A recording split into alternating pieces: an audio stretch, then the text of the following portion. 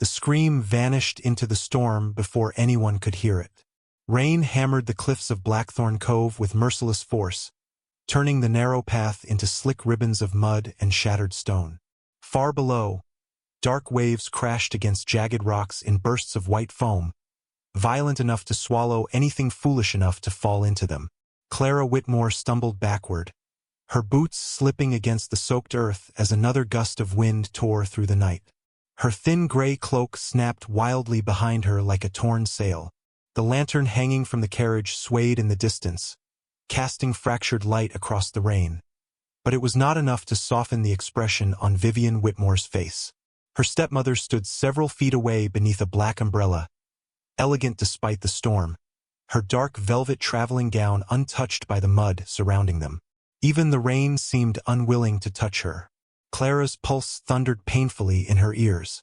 "Please," she whispered, struggling to steady her breathing. "We should go back before the path becomes dangerous." Vivian tilted her head slowly. The diamonds at her ears glimmered when lightning split across the sky. "Dangerous?" she repeated softly. "My dear Clara, you have spent your entire life afraid of danger." Clara swallowed hard. The wind carried the sharp scent of salt water and wet stone across the cliffside. She had not wanted to come tonight. From the moment Vivian announced the sudden trip to Blackthorne Cove that afternoon, unease had settled deep in Clara's chest like cold iron.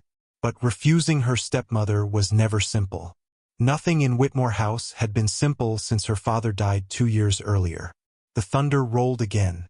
Clara wrapped her trembling arms tighter around herself. "Father hated this place," she said quietly. "He said the cliffs were unstable after heavy rain." Vivian smiled faintly. It was the same smile she wore at charity luncheons and society dinners. Polite, controlled, empty. "Your father had many unnecessary fears." Another flash of lightning illuminated the narrow edge behind Clara. Too close, much too close. Her heartbeat quickened. She took another careful step backward and nearly lost her footing. Vivian did not move to help her. Clara stared at her stepmother through the rain, suddenly aware of how isolated the cliff truly was. The carriage driver remained near the road above. The servants had been dismissed before they arrived. There was no one else on the coast. Only the sea. Only the storm. Only Vivian. Fear tightened painfully around Clara's ribs. "Why did you bring me here?" she asked. Vivian's expression did not change immediately. For several seconds she simply watched Clara with calm, unreadable eyes. Then she lowered the umbrella slightly. Rain struck her pale face at last. "Because I am tired of waiting." Clara frowned. "Waiting for what?" Another silence. Another burst of thunder. Then Vivian stepped closer. "For you to stop ruining everything." The words struck harder than the wind. Clara blinked in confusion. "I do not understand." "No," Vivian said quietly. "You never do." Her voice remained smooth and civilized, yet something cold moved beneath it now. Something that made Clara instinctively step farther away. Mud shifted beneath her boot. Pebbles tumbled over the cliffside into darkness. Vivian noticed. A strange satisfaction flickered in her eyes. Clara's stomach tightened. "The Whitmore estate is collapsing," Vivian continued. "Your father's investments failed before he died. The debts continue to grow. Every month another creditor arrives at my door demanding money that does not exist." Clara stared at her. "I know the estate is struggling." "Do you?" Vivian asked sharply. "Because from where I stand, you seem remarkably calm for a girl sitting on a fortune." Clara's confusion deepened. "A fortune?" Vivian laughed softly. The sound vanished beneath the storm. "Your father truly never told you." Clara shook her head slowly. Rainwater dripped from loose strands of blonde hair across her cheeks. Vivian's gaze hardened. "Your grandmother's inheritance transfers entirely to you on your 24th birthday. Land, investments, trust accounts. Enough to restore Whitmore House completely." Clara went still. She had known her grandmother left something behind, but her father had always dismissed discussions about inheritance. He claimed there would be time later. Safer time. Better time. I did not know, she whispered. Of course you did not. Vivian stepped closer again. Because your father never trusted me. Lightning illuminated her face with terrifying clarity. Even after 12 years of marriage. Clara's pulse stumbled. Memories surfaced without warning. Her father's tense silences whenever finances were discussed. The arguments behind locked doors. The documents he hid in his private study. The way his health declined so quickly before his death. Cold spread through Clara's limbs despite the rain. You should not speak of him this way, she said quietly. Vivian's smile vanished entirely. Your father was weak. Clara flinched at the sudden bitterness in her voice. Vivian inhaled slowly as though collecting herself. Do you know what weak men do, Clara? They leave women behind to clean the wreckage of their failures. The storm roared around them. Clara could barely breathe now. If the inheritance belongs to me, she said carefully, then we can use it to save the estate together. Vivian stared at her for a long moment. Then she laughed again. This time there was no warmth in the sound at all. You still think I need your permission?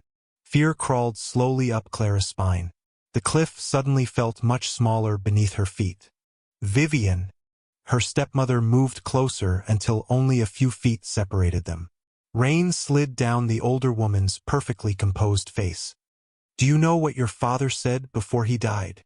Clara's throat tightened painfully. Stop! He begged me not to touch you. Clara froze. Vivian leaned nearer. Her voice dropped to almost a whisper beneath the storm. You should have died with your father. Clara stepped backward instinctively. Her heel struck empty air. For one impossible second the world stopped. Wind screamed across the cliffs. The lantern light blurred through rain. Clara saw Vivian's gloved hand move toward her shoulder. Not violently, not dramatically, just one deliberate push. Then the ground vanished beneath her feet. The scream tore from Clara's throat as she fell backward into darkness. Rain lashed across her face. The cliffside spun violently around her. Sharp stones scraped against her palms as instinct clawed desperately for something to hold. Her shoulder slammed painfully against wet rock. Another impact stole the breath from her lungs. The sea roared beneath her. She could not think, could not breathe, could only fall. Images shattered through her mind in terrified fragments. Her father smiling weakly beside the library fire months before his death. The sound of Vivian's voice outside locked doors. Long hallways inside Whitmore House after midnight. The smell of medicine. The feeling of always being watched. Clara's fingers struck rough stone suddenly. She grabbed blindly. Pain shot through her wrist. Her body jerked violently as she caught a narrow outcropping halfway down the cliff. A sob escaped her lips. Rain battered her mercilessly. Her boots dangled over open darkness while furious waves crashed below. One slip and she would disappear into the sea. Clara clung desperately to the jagged rock. Her shoulder burned. Mud slid beneath her fingers little by little. Above her, the cliff edge looked impossibly far away through the storm. Help! She cried hoarsely. The wind swallowed the sound immediately. Panic rose fast and suffocating. Her hands were slipping. She could feel it happening. Pebbles scattered into the darkness below. Another wave exploded against the rocks beneath her feet. Clara squeezed her eyes shut against the terror threatening to consume her. She could not die here. Not like this. Not alone in the dark while Vivian watched from above. Her fingers slipped again. A cry broke from her throat. Then suddenly another sound cut through the storm. Hoofbeats. Fast. Powerful. Approaching from the upper path. Clara's eyes flew open. Through the rain she saw movement at the cliff's edge. A massive black horse reared violently against the storm while a tall figure dismounted in one swift motion. Lightning split across the sky. For one brief second the stranger became visible against the rain. Broad shoulders. Dark coat whipping violently in the wind. Controlled power in every movement. Then he disappeared from view as he dropped toward the cliffside. Clara barely had time to gasp before a deep voice cut through the storm above her. Hold on. Not panic. Not fear. Command. Absolute and steady. Clara looked upward through rain-blurred vision as the stranger lowered himself dangerously along the cliff face toward her. Another burst of lightning illuminated sharp gray eyes beneath rain-soaked dark hair. The man's expression hardened instantly when he saw how close she was to falling. "Look at me," he ordered. Clara tried to answer, but her fingers slipped again. The rock beneath her hand crumbled into darkness. Fear exploded through her chest. The stranger moved faster immediately. Rain poured down around him as he climbed lower without hesitation. One gloved hand gripping the jagged cliffside while the other reached toward her through the storm. "I've got you," he said firmly. "Do not let go." Cold seawater crashed against the rocks below just as Adrian Blackwood caught Clara's wrist. The impact nearly tore her from the narrow ledge entirely. Her body swung violently against the cliffside, and for one terrible moment the Duke felt her slipping through his grasp. Rain soaked his gloves instantly. Mud and seawater made everything treacherous. But Adrian tightened his hold with brutal determination. "Look at me," he ordered again, his voice carrying through the storm with unwavering force. Clara's terrified blue-gray eyes lifted toward him at last. Fear lived inside them, not the ordinary fear of falling. Something older, deeper, the kind of fear that settled into a person long before a storm ever arrived. Adrian ignored the sharp edge of rock digging into his shoulder as he braced himself harder against the cliff. "Can you move your left hand?" Clara tried. Pain crossed her face immediately. Her fingers trembled violently against the stone. "I cannot," she whispered. Her voice nearly vanished beneath the wind. Adrian glanced downward once. The drop beneath them disappeared into black water and shattered foam. One mistake would kill them both. He had spent years in war zones and frozen mountain passes during military campaigns overseas. He knew danger well. Yet something about seeing this woman hanging alone above the sea had struck him with an intensity he did not entirely understand. He pushed the thought aside instantly. Emotion had no place on a cliffside during a storm. "You are going to let go of the rock," he said calmly. Clara stared at him in horror. "No, you cannot hold yourself much longer. I will fall. Not while I'm here." Another wave exploded beneath them. Clara flinched violently at the sound. Adrian saw panic threaten to overtake her completely. "Listen to me," he said sharply. "If you keep fighting the cliff, you will lose your strength. I need you to trust me." Trust. The word seemed to strike her strangely. Her expression flickered with uncertainty and disbelief all at once, as though trust itself had become unfamiliar. Rain streamed down her pale face. Her blonde hair clung to her skin in soaked strands. Adrian had no idea who she was yet, but one thing had become painfully clear within minutes of finding her. This woman had not expected anyone to come for her. "Good girl," he said quietly when he saw her breathing begin to steady. "Now let go." Clara closed her eyes briefly. Then slowly, trembling from cold and terror, she released the cliff with her injured hand. Adrian moved instantly. He caught her firmly around the waist and pulled her against him before the shifting rocks beneath them could give way entirely. Clara gasped softly as her boots lost purchase against the cliffside. For one brief second she clung to him with desperate instinct. Adrian felt the violent tremor running through her body beneath the rain-soaked fabric of her gown. She weighed almost nothing in his arms.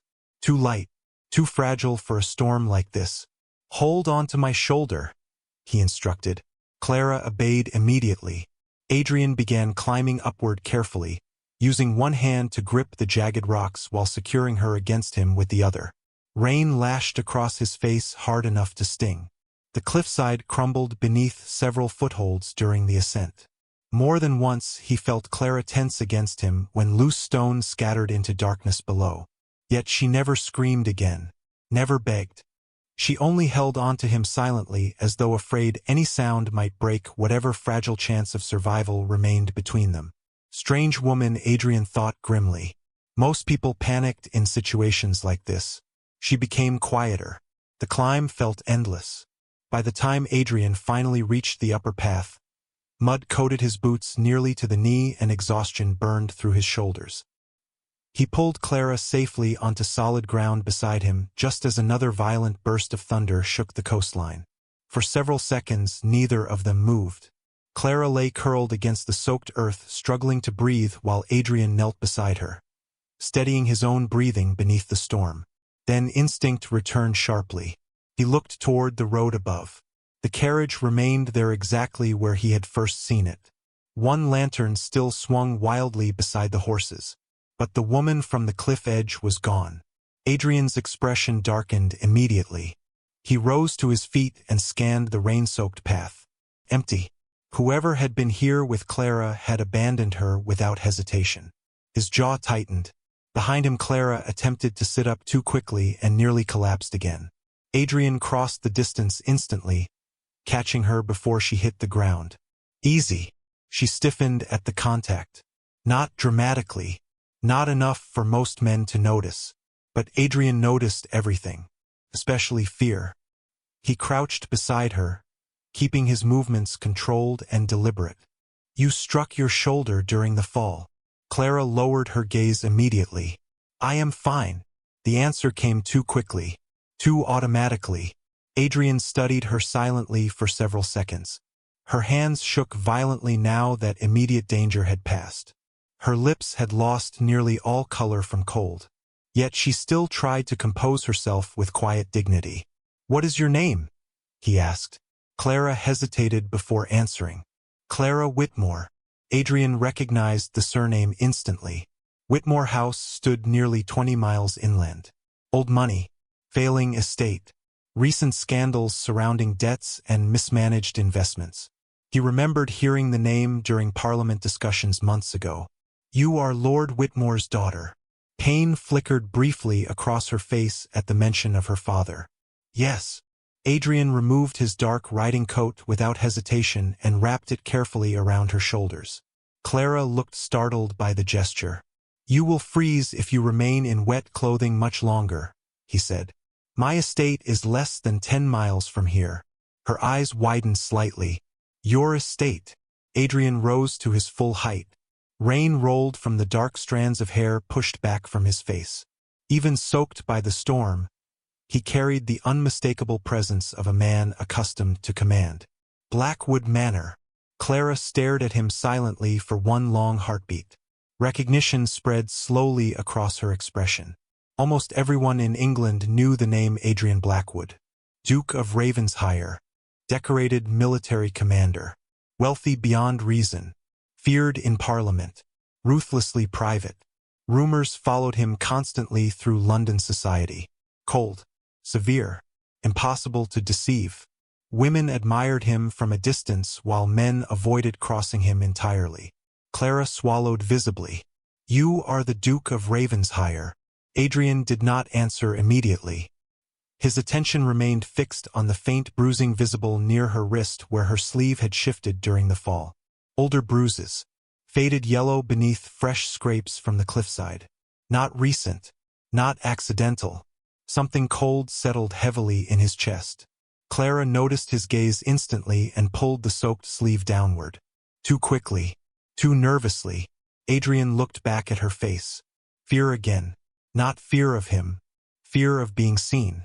The realization irritated him more than it should have. Can you stand? He asked. Clara nodded, though uncertainty flickered across her face. Adrian offered his hand without ceremony. After the slightest hesitation, she accepted it. The moment she rose, pain shot visibly through her shoulder. She swayed hard enough that Adrian caught her by reflex before she could collapse again. Clara inhaled sharply. I apologize. Do not apologize for nearly dying. She looked startled by the bluntness in his voice. Adrian ignored it. He guided her carefully toward the waiting horse near the road above. Midnight, his black stallion, stamped restlessly against the storm but quieted the moment Adrian approached. Clara stopped several feet away. The carriage, she whispered suddenly. Adrian followed her gaze. The empty carriage lantern still swung alone in the rain. No driver. No servants. Nothing. Clara stared at it as though finally understanding something terrible. She left. Adrian looked at her sharply. Who?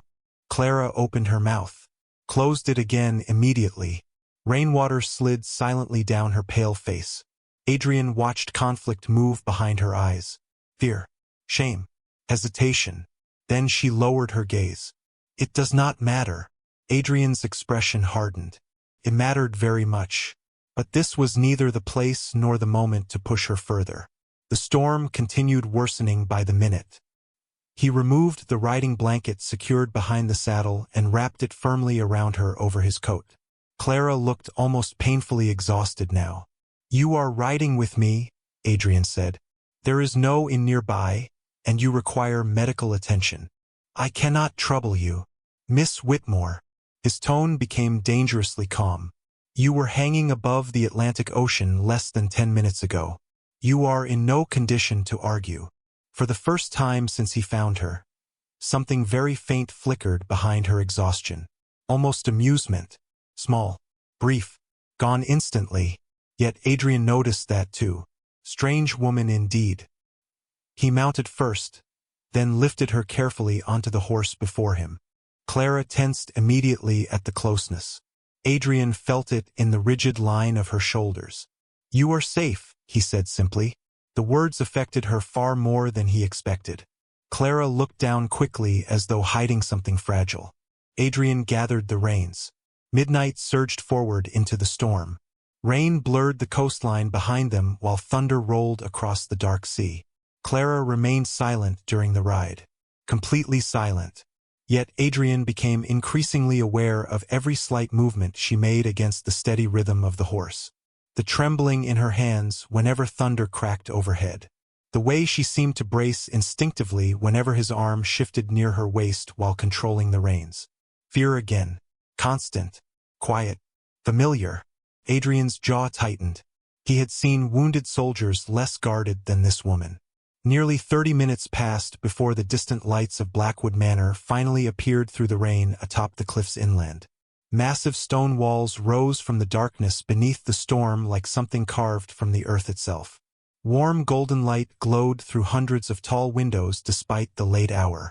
Clara stared at the estate in visible disbelief. "It looks like a castle," she whispered. Adrian glanced down at her briefly. "Most people say it feels more like a fortress." A tired breath escaped her that might almost have been a laugh. The sound surprised him more than it should have. As they approached the front entrance, servants rushed beneath the covered drive at once. Shock crossed several faces when they saw the Duke return carrying a soaked young woman in the middle of the storm. Adrian dismounted first and turned immediately to help Clara down. The moment her feet touched the ground, her knees nearly gave way from exhaustion. Adrian caught her again before she could fall. Her hand gripped his sleeve instinctively. Tiny, trembling, cold as ice. The massive front doors opened. Warm air spilled outward from the brightly lit entrance hall. Clara looked toward the light with exhausted uncertainty. Adrian studied her pale face for one long moment. Then, without fully understanding why the words mattered so much, he said quietly, "You are safe here." Clara's breathing faltered softly. Her eyes closed for the briefest second as though the sentence itself hurt something inside her. Then she whispered so faintly he nearly missed it entirely. "Please don't send me back." Clara woke to silence so complete it felt unreal. For several long seconds she remained perfectly still beneath layers of warmth, unable to understand why the roar of the ocean had disappeared. Then awareness returned slowly. The softness beneath her, the faint scent of cedarwood and burning firelight in the air, the distant ticking of a clock somewhere beyond the room. She opened her eyes carefully. Pale morning light filtered through enormous cream-colored curtains embroidered with dark silver thread. A fire burned quietly across the room inside a marble hearth large enough to stand within. Everything around her looked elegant in the restrained way only old aristocratic wealth could achieve. Nothing excessive. Nothing desperate to impress. Yet every detail whispered power. Clara tried to sit up too quickly. Pain immediately flared through her shoulder and side, sharp enough to force a soft gasp from her lips. The movement stirred someone nearby. "Do not move too quickly, miss." Clara turned toward the voice instinctively. An older woman rose from a chair near the fire carrying folded linens in her hands. Her gray hair was neatly pinned beneath a white maid's cap, and kindness softened the lines around her eyes. "You nearly frightened us all to death last night." Clara blinked in confusion. "Where am I?" "Blackwood Manor." Relief and panic struck her at the same time. The cliff returned in broken flashes. Rain. Falling. A dark figure climbing toward her through the storm. Clara's fingers tightened against the blankets. The older woman noticed immediately. "You are safe here," she said gently. His Grace made certain of that before he finally allowed the physician to examine his own injuries. Clara looked up sharply. He was injured? Nothing serious. Scrapes and bruising from the cliffside. The woman smiled faintly, though you would think otherwise from the way the household reacted when he carried you through the front doors half-drowned at 2 o'clock in the morning. Heat touched Clara's cheeks despite the exhaustion weighing through her body. "I do not remember much after arriving." "That is hardly surprising." The woman crossed the room and placed fresh towels beside a porcelain wash basin. "Dr. Hughes insisted you had severe exhaustion and mild fever from the cold." Mrs. Talbot nearly ordered the entire kitchen awake to prepare broth. Clara looked toward her uncertainly. "Mrs. Talbot?" "The housekeeper." The older woman softened further at Clara's confusion. "Forgive me. I have not even introduced myself. I am Eleanor." Clara managed a small nod. "Thank you for helping me." "Nonsense. The staff has not had this much excitement in years." Eleanor approached the bedside carrying a steaming teacup carefully balanced on a silver tray. "Drink this slowly." Clara accepted the cup with both hands. The warmth immediately eased some of the lingering cold trapped deep in her bones. Outside the tall windows, weak winter sunlight illuminated endless stretches of snow-covered grounds and dark forests beyond. Everything looked calm, peaceful, so unlike Whitmore House. The realization settled uneasily inside her chest. "What time is it?"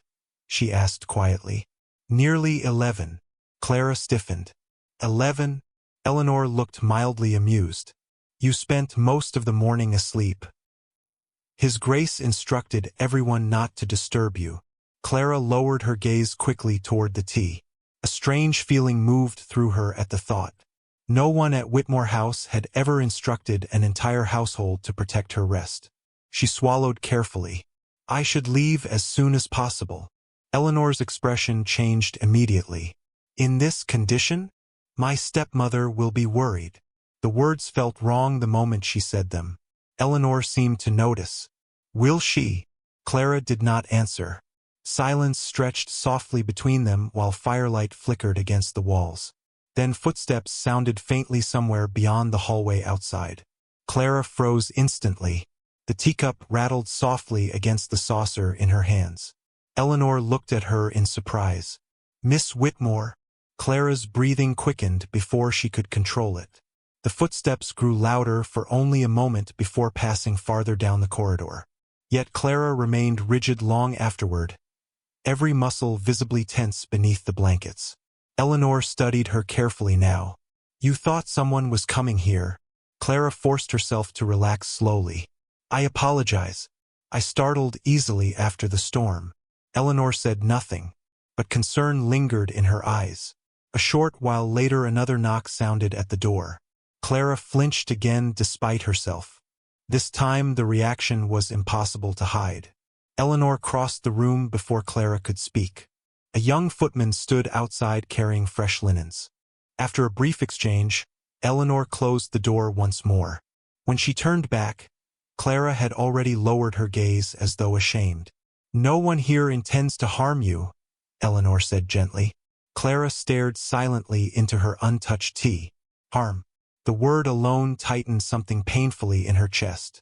She remembered too many nights at Whitmore House listening for footsteps outside her bedroom after arguments downstairs.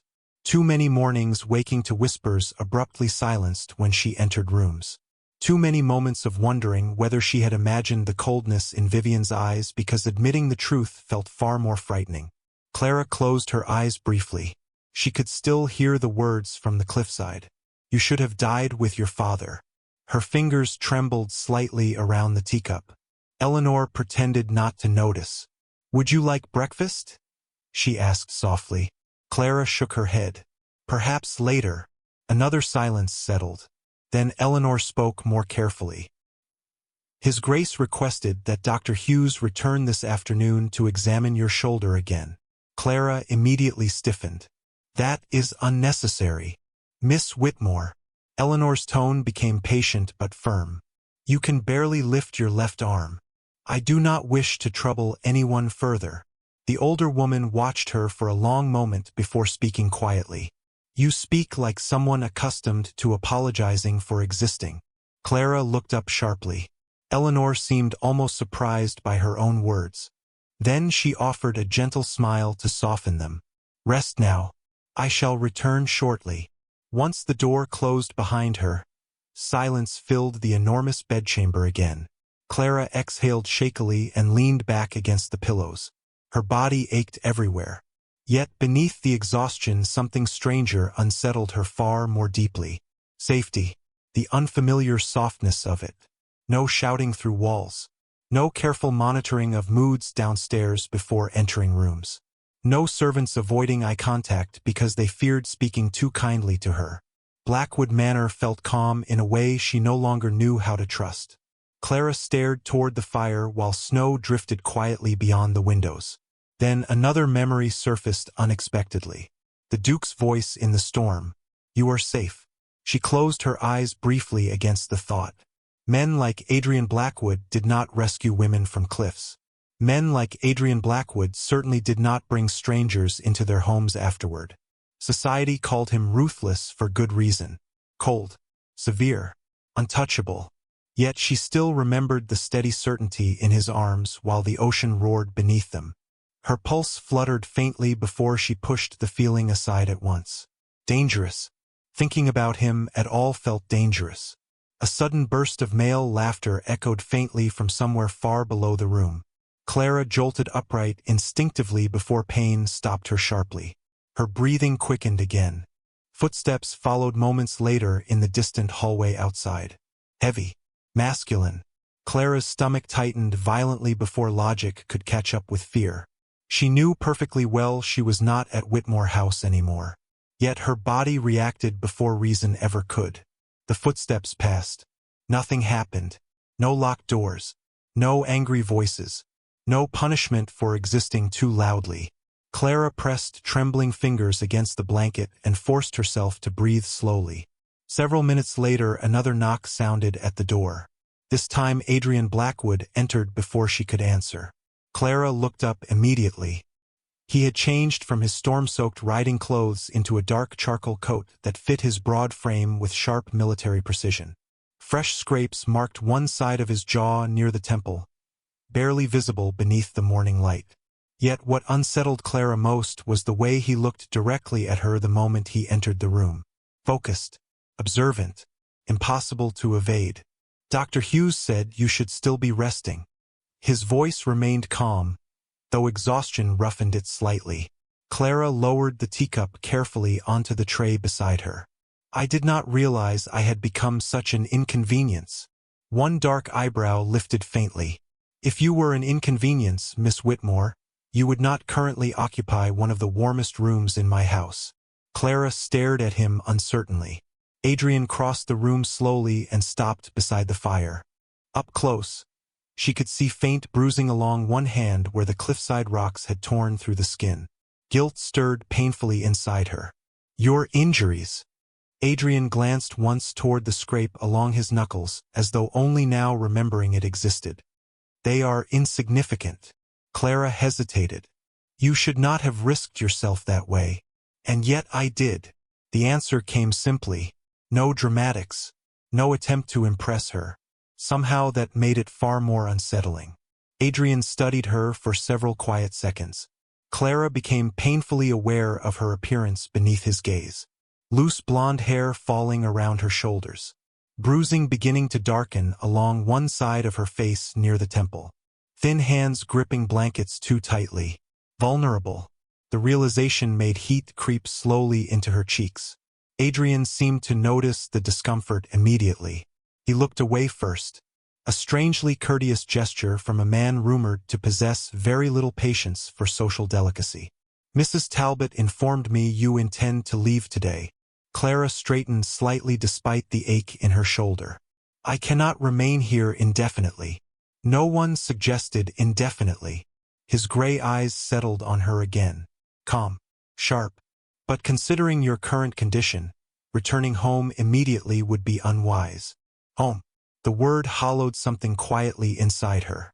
Adrian noticed the change in her expression at once. He noticed too much.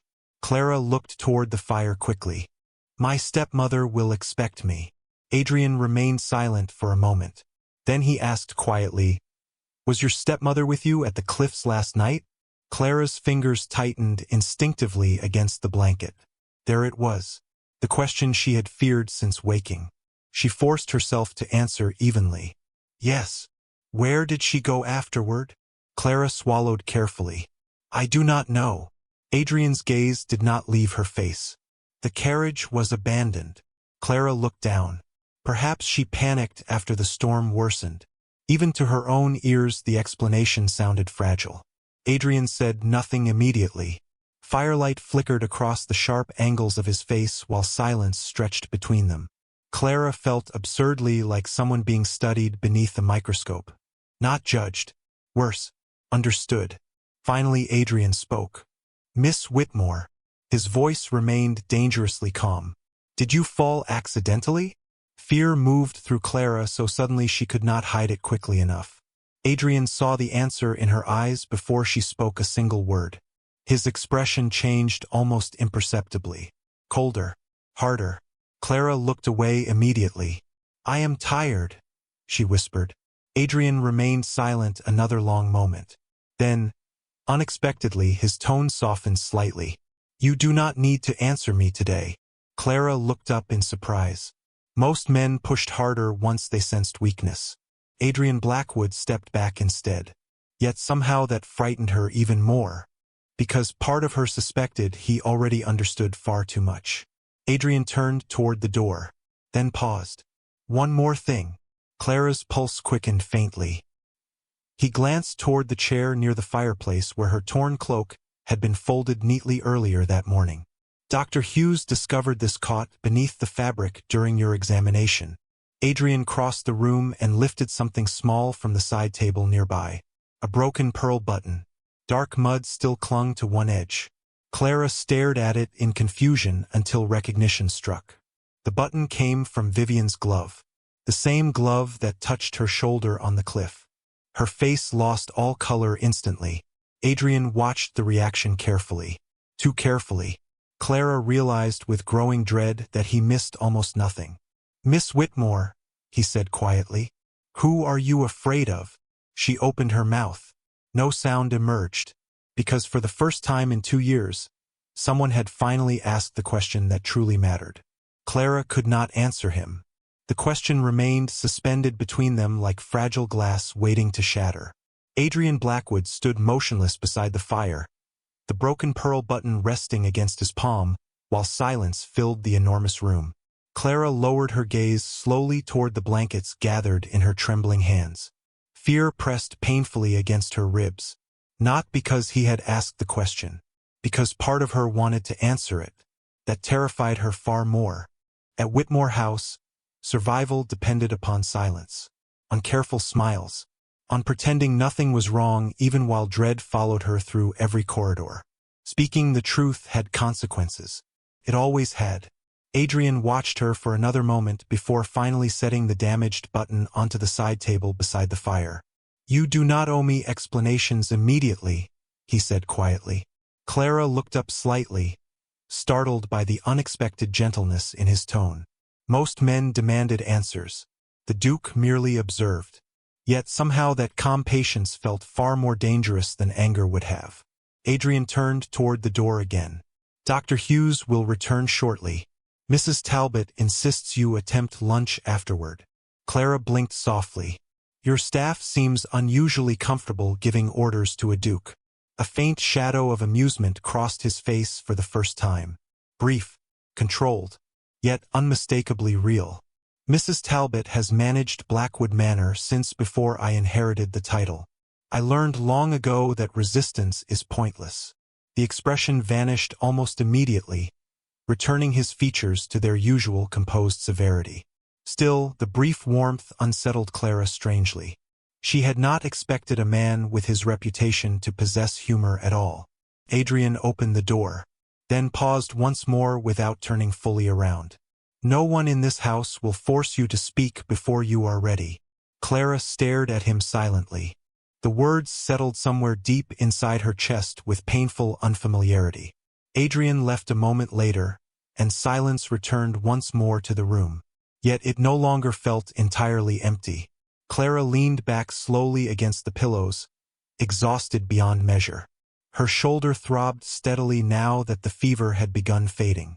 Outside the tall windows, weak winter sunlight glimmered across untouched snow, while distant winds swept through the forests surrounding Blackwood Manor. Safe. The word returned again despite her efforts to resist it. She hated how desperately part of her wanted to believe it.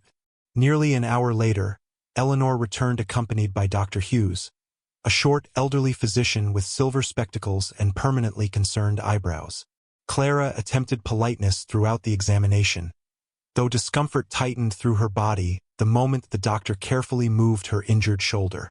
"Nothing appears broken," he announced at last. But the muscles suffered considerable strain during the fall. Clara looked away at the reminder of the cliffs.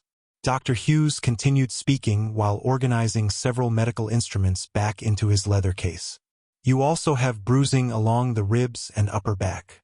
You were fortunate the rocks did not cause worse injury." Eleanor helped Clara ease her sleeve back into place carefully. Then the older woman's hands paused unexpectedly. Clara felt it immediately, the stillness, the slight intake of breath. Fear flickered sharply through her chest. Eleanor's expression changed almost too quickly to notice before she smoothed it away again. But Dr. Hughes noticed. So did Clara. The physician glanced briefly toward the exposed skin near Clara's shoulder blade, where the fabric had shifted during the examination. His lined face darkened almost imperceptibly. Clara reached instinctively for the sleeve, pulling it upward too fast despite the pain. "I am sorry," she whispered automatically. Dr. Hughes looked at her in surprise. "Miss Whitmore, you have nothing to apologize for." The words nearly undid her. Clara lowered her gaze quickly before either of them could see how badly they affected her. Eleanor exchanged a quiet glance with the physician while gathering the fresh bandages.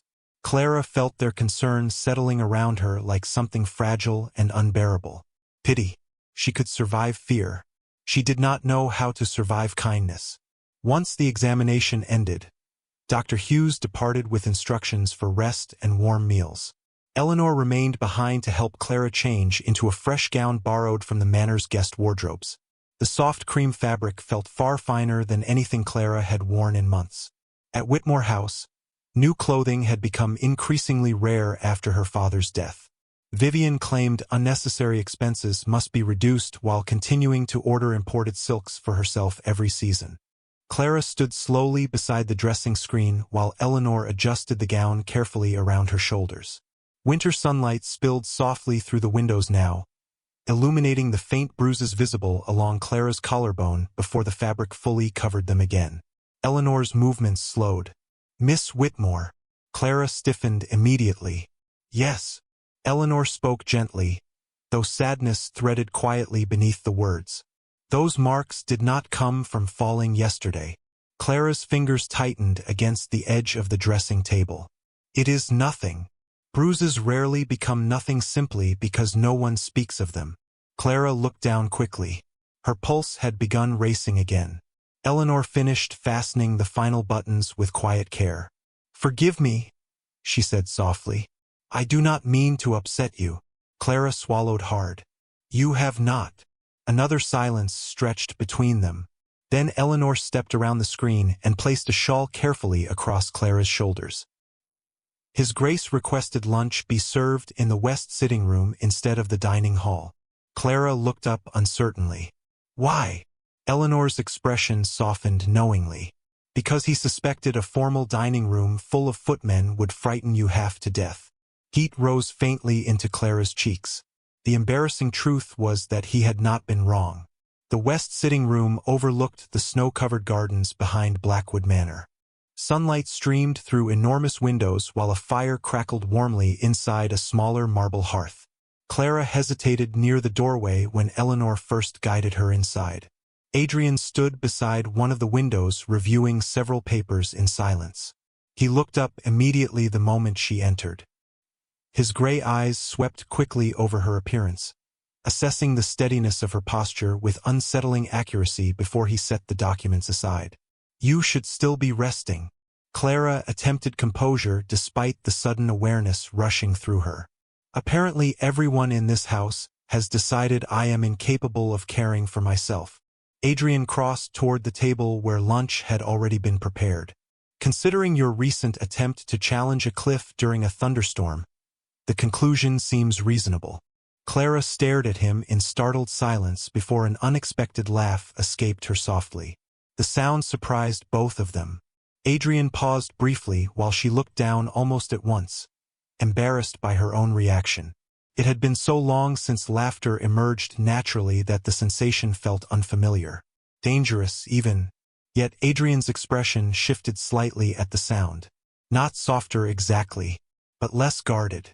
"Sit before Mrs. Talbot accuses me of starving guests," he said calmly. Clara obeyed carefully, trying not to favor her injured shoulder too obviously. Warm soup, fresh bread, roasted vegetables, and tea had been arranged across the polished table. The sight alone made guilt stir immediately inside her. Whitmore house kitchens had become increasingly sparse throughout the past year. Vivian blamed financial hardship for every missing luxury, while somehow continuing to host elaborate social gatherings whenever influential guests visited. Adrian took the chair opposite her without ceremony. Silence settled comfortably for several moments while Clara slowly attempted a few bites of soup. The warmth eased some lingering weakness from her body. "Dr. Hughes believes you should avoid travel for several days," Adrian said eventually. Clara looked up quickly. "That is unnecessary. Your shoulder disagrees. My stepmother will expect my return." Adrian's gaze remained steady on hers. "Your stepmother has not sent a single messenger to inquire whether you survived the storm." Clara froze. Adrian continued evenly. "No carriage returned to search the cliffs this morning. No servants arrived from Whitmore House. No letters." Fear and humiliation twisted together painfully inside her chest. Because she realized he was right. Vivian had not looked for her. Clara lowered her spoon slowly onto the table. "Perhaps she assumes I already returned elsewhere." Adrian said nothing. Yet disbelief lingered clearly in the silence between them. Clara forced herself to continue eating despite the tightness in her throat. Outside the windows, snow drifted gently across the gardens while distant servants crossed the grounds carrying firewood toward the eastern wing. Everything here moved with calm efficiency. Stable. Ordered. Nothing like the strained atmosphere consuming Whitmore House these past 2 years. Adrian studied her quietly across the table. He had spent most of his adult life reading men before they spoke during military negotiations and political disputes.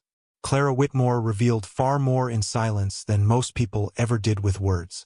Every small sound outside the room drew her attention immediately. Every unexpected movement tightened her shoulders. Even now, while seated safely beside a fire in broad daylight, she positioned herself unconsciously nearest the exit, like someone prepared to flee if necessary. Adrian disliked the realization more than he should have.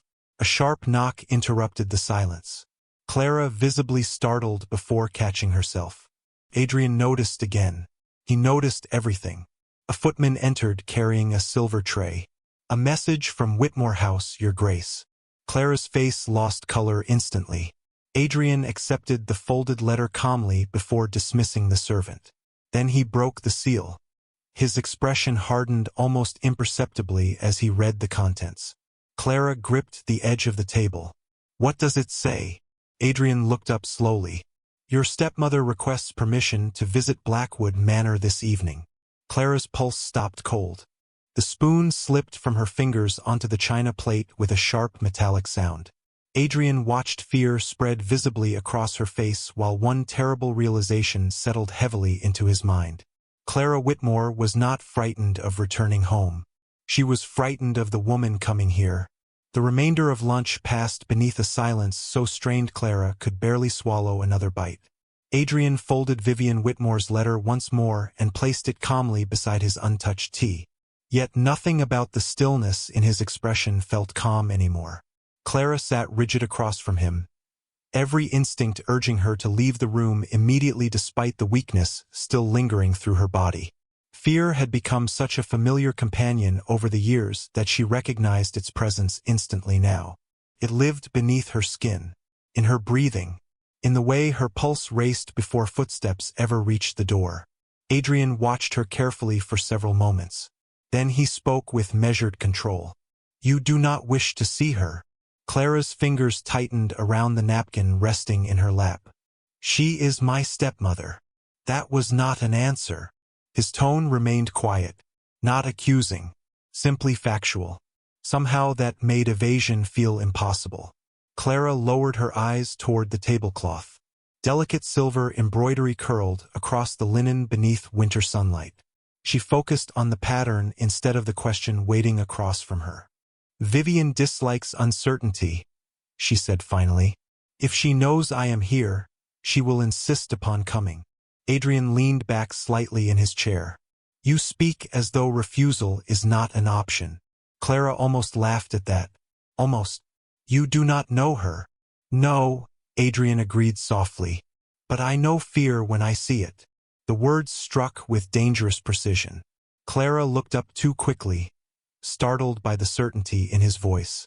Adrian's gray eyes remained fixed steadily on her face, observing, assessing, the same expression he might use while examining battlefield reports or political enemies across Parliament chambers. Except now his attention centered entirely on her. Clara looked away first. "I do not fear my stepmother." The lie emerged automatically, smooth from years of practice. Adrian remained silent long enough for the falsehood to settle heavily between them. Then he said quietly, "You stopped breathing when I mentioned her letter." Heat rushed painfully into Clara's face. Humiliation followed immediately afterward. She hated that he noticed these things, hated even more that she could not seem to hide them from him. Adrian rose slowly from his chair and crossed toward the fire. Snow drifted softly beyond the windows behind him, while shadows flickered along the sharp lines of his profile. "Miss Whitmore." His voice remained calm. "No one at Blackwood Manor will force you into her company if you do not wish it." Clara stared at him in disbelief. "You cannot refuse her." Adrian glanced back toward her. "I assure you, I can refuse anyone I please." The certainty in his tone sent a strange feeling through her chest. Not arrogance. Power. The kind that did not need to announce itself loudly because everyone already recognized it. Clara remembered suddenly what society whispered about Adrian Blackwood. Men feared him. Women pursued him. Political rivals avoided provoking him whenever possible because he rarely lost once his attention fixed upon something. Or someone. The realization unsettled her unexpectedly. She lowered her gaze once more. "If you refuse to see her, it will create gossip." Adrian looked faintly unimpressed. "Society survives on gossip. I see no reason to reorganize my household around avoiding it." Despite herself, Clara felt another fragile flicker of amusement threaten beneath her exhaustion. The sensation vanished quickly when another thought surfaced. Vivian would not accept rejection quietly. She never did. Clara folded trembling hands together in her lap. "She will come regardless." Adrian studied her expression carefully. "Then perhaps I should finally meet the woman capable of frightening you this badly." Clara's breath caught softly. Before she could answer, another servant appeared quietly at the doorway. "Your Grace, Mrs. Talbot requests a moment regarding tonight's dinner arrangements." Adrian nodded once. "Tell her I shall come shortly." The servant bowed and withdrew. Adrian turned back toward Clara. "You should rest before this evening." Clara looked toward him uncertainly. "And if she arrives?" "Then she arrives." His expression hardened almost imperceptibly. "You are not alone here." The words settled somewhere dangerously deep inside her. Before Clara could respond, Adrian moved toward the door, then paused beside the side table near the fireplace where the broken pearl button still rested beside several unopened letters. His gaze lingered briefly on the damaged button before returning to Clara once more. "One question before I go." Clara felt tension return instantly. Adrian spoke evenly. "Did your stepmother know about the inheritance before your father died?" Clara's heartbeat stumbled painfully. She had never mentioned the inheritance aloud to anyone except Vivian on the cliffs. Yet somehow Adrian continued tracing the same hidden threads. She desperately avoided examining herself. Clara looked down at her hands. "I think so. And your father?" Her throat tightened. "He tried to keep the details private." Adrian's expression darkened slightly. "Why?" Clara closed her eyes briefly. A memory surfaced without warning. Her father standing inside his study late one winter evening while rain struck the windows outside Whitmore House. His face looked pale beneath candlelight. Older somehow. More tired than she had ever seen him. "Promise me something, Clara. If anything ever feels wrong in this house after I am gone, you leave immediately." Clara opened her eyes again. Adrian still waited silently for her answer. She swallowed carefully. He believed money changed people. Adrian held her gaze another long moment. Then he nodded once and left the room without another word. The west sitting room felt colder after his departure despite the fire still burning steadily nearby.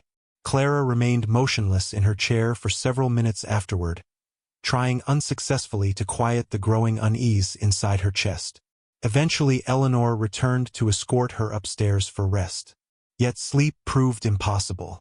Clara lay awake beneath soft blankets while fading afternoon light stretched slowly across the walls of the guest chamber.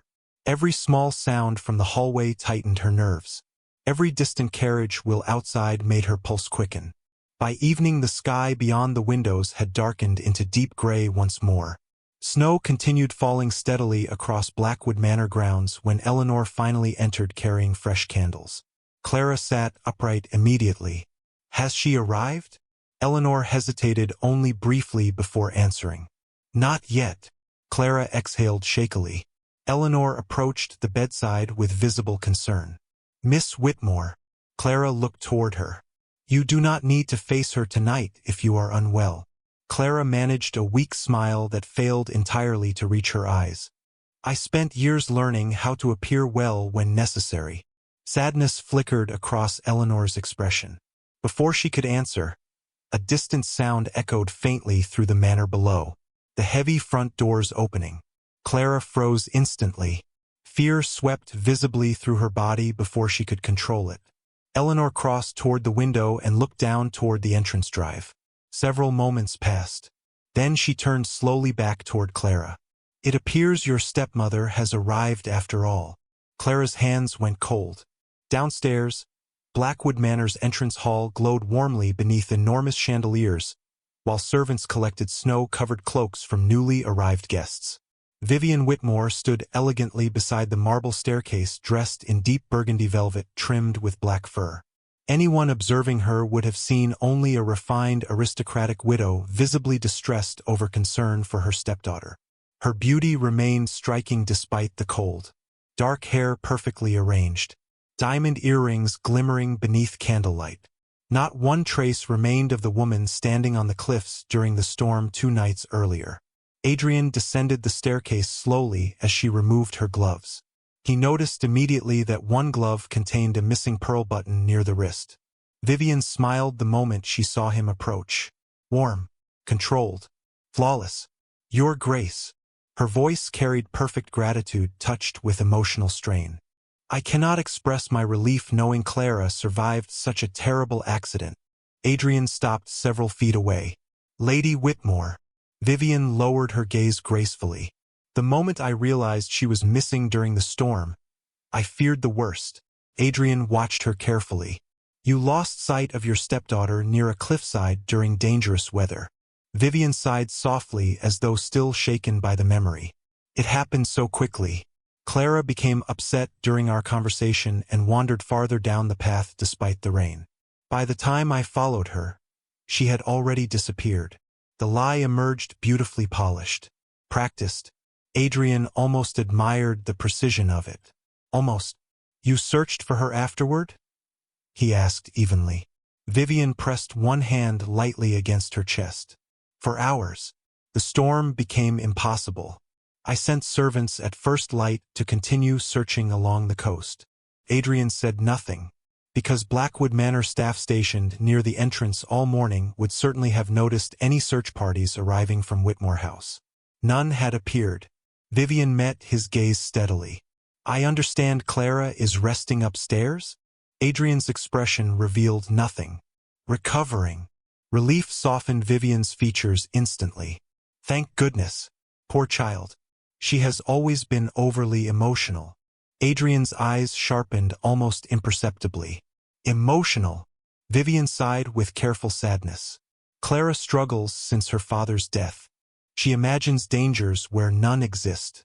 Dr. Pembroke in London once suggested prolonged grief may have affected her nerves.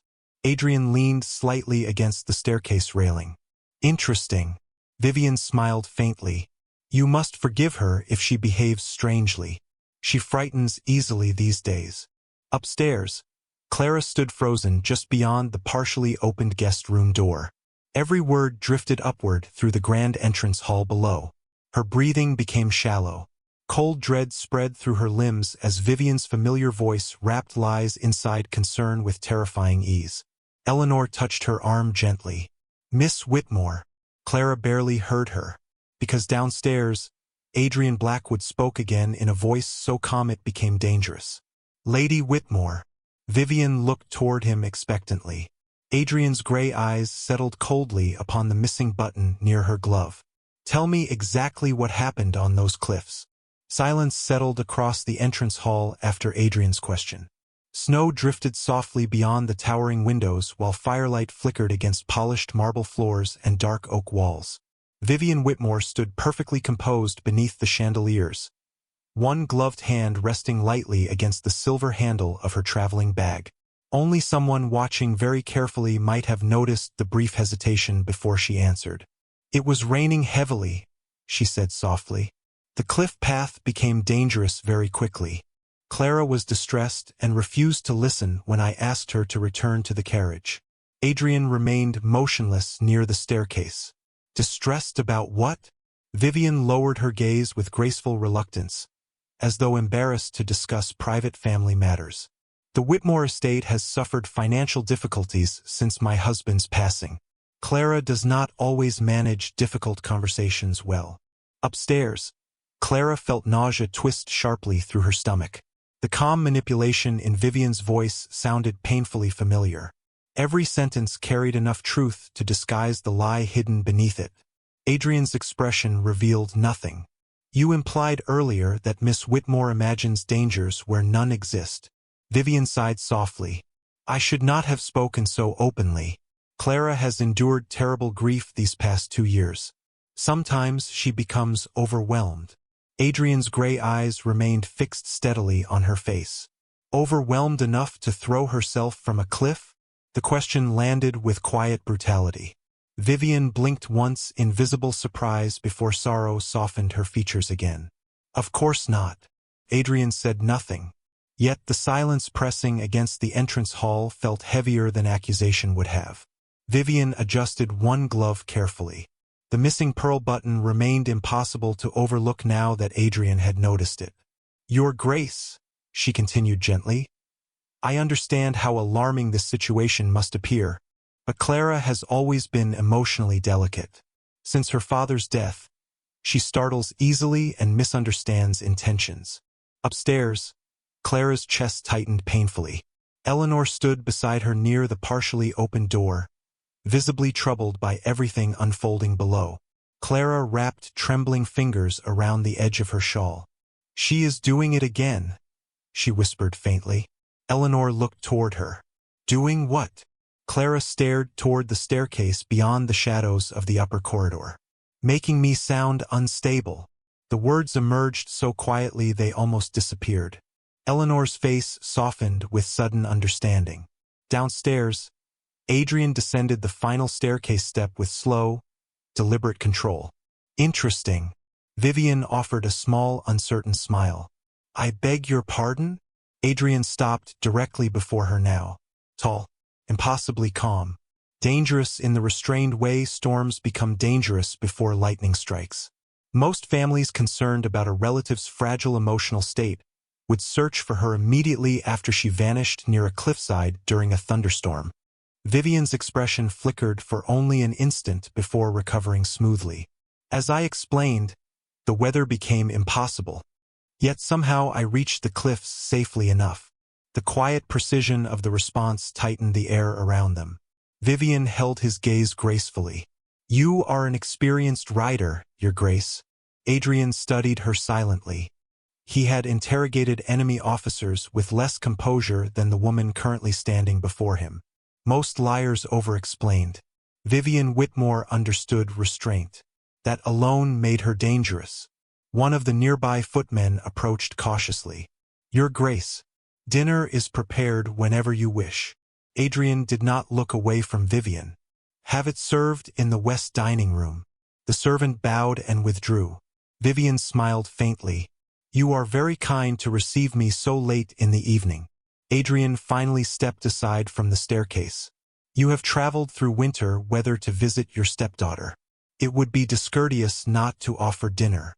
The invitation sounded polite, yet something beneath it felt calculated. Vivian seemed to sense it too. Upstairs, Clara's pulse quickened painfully. Dinner.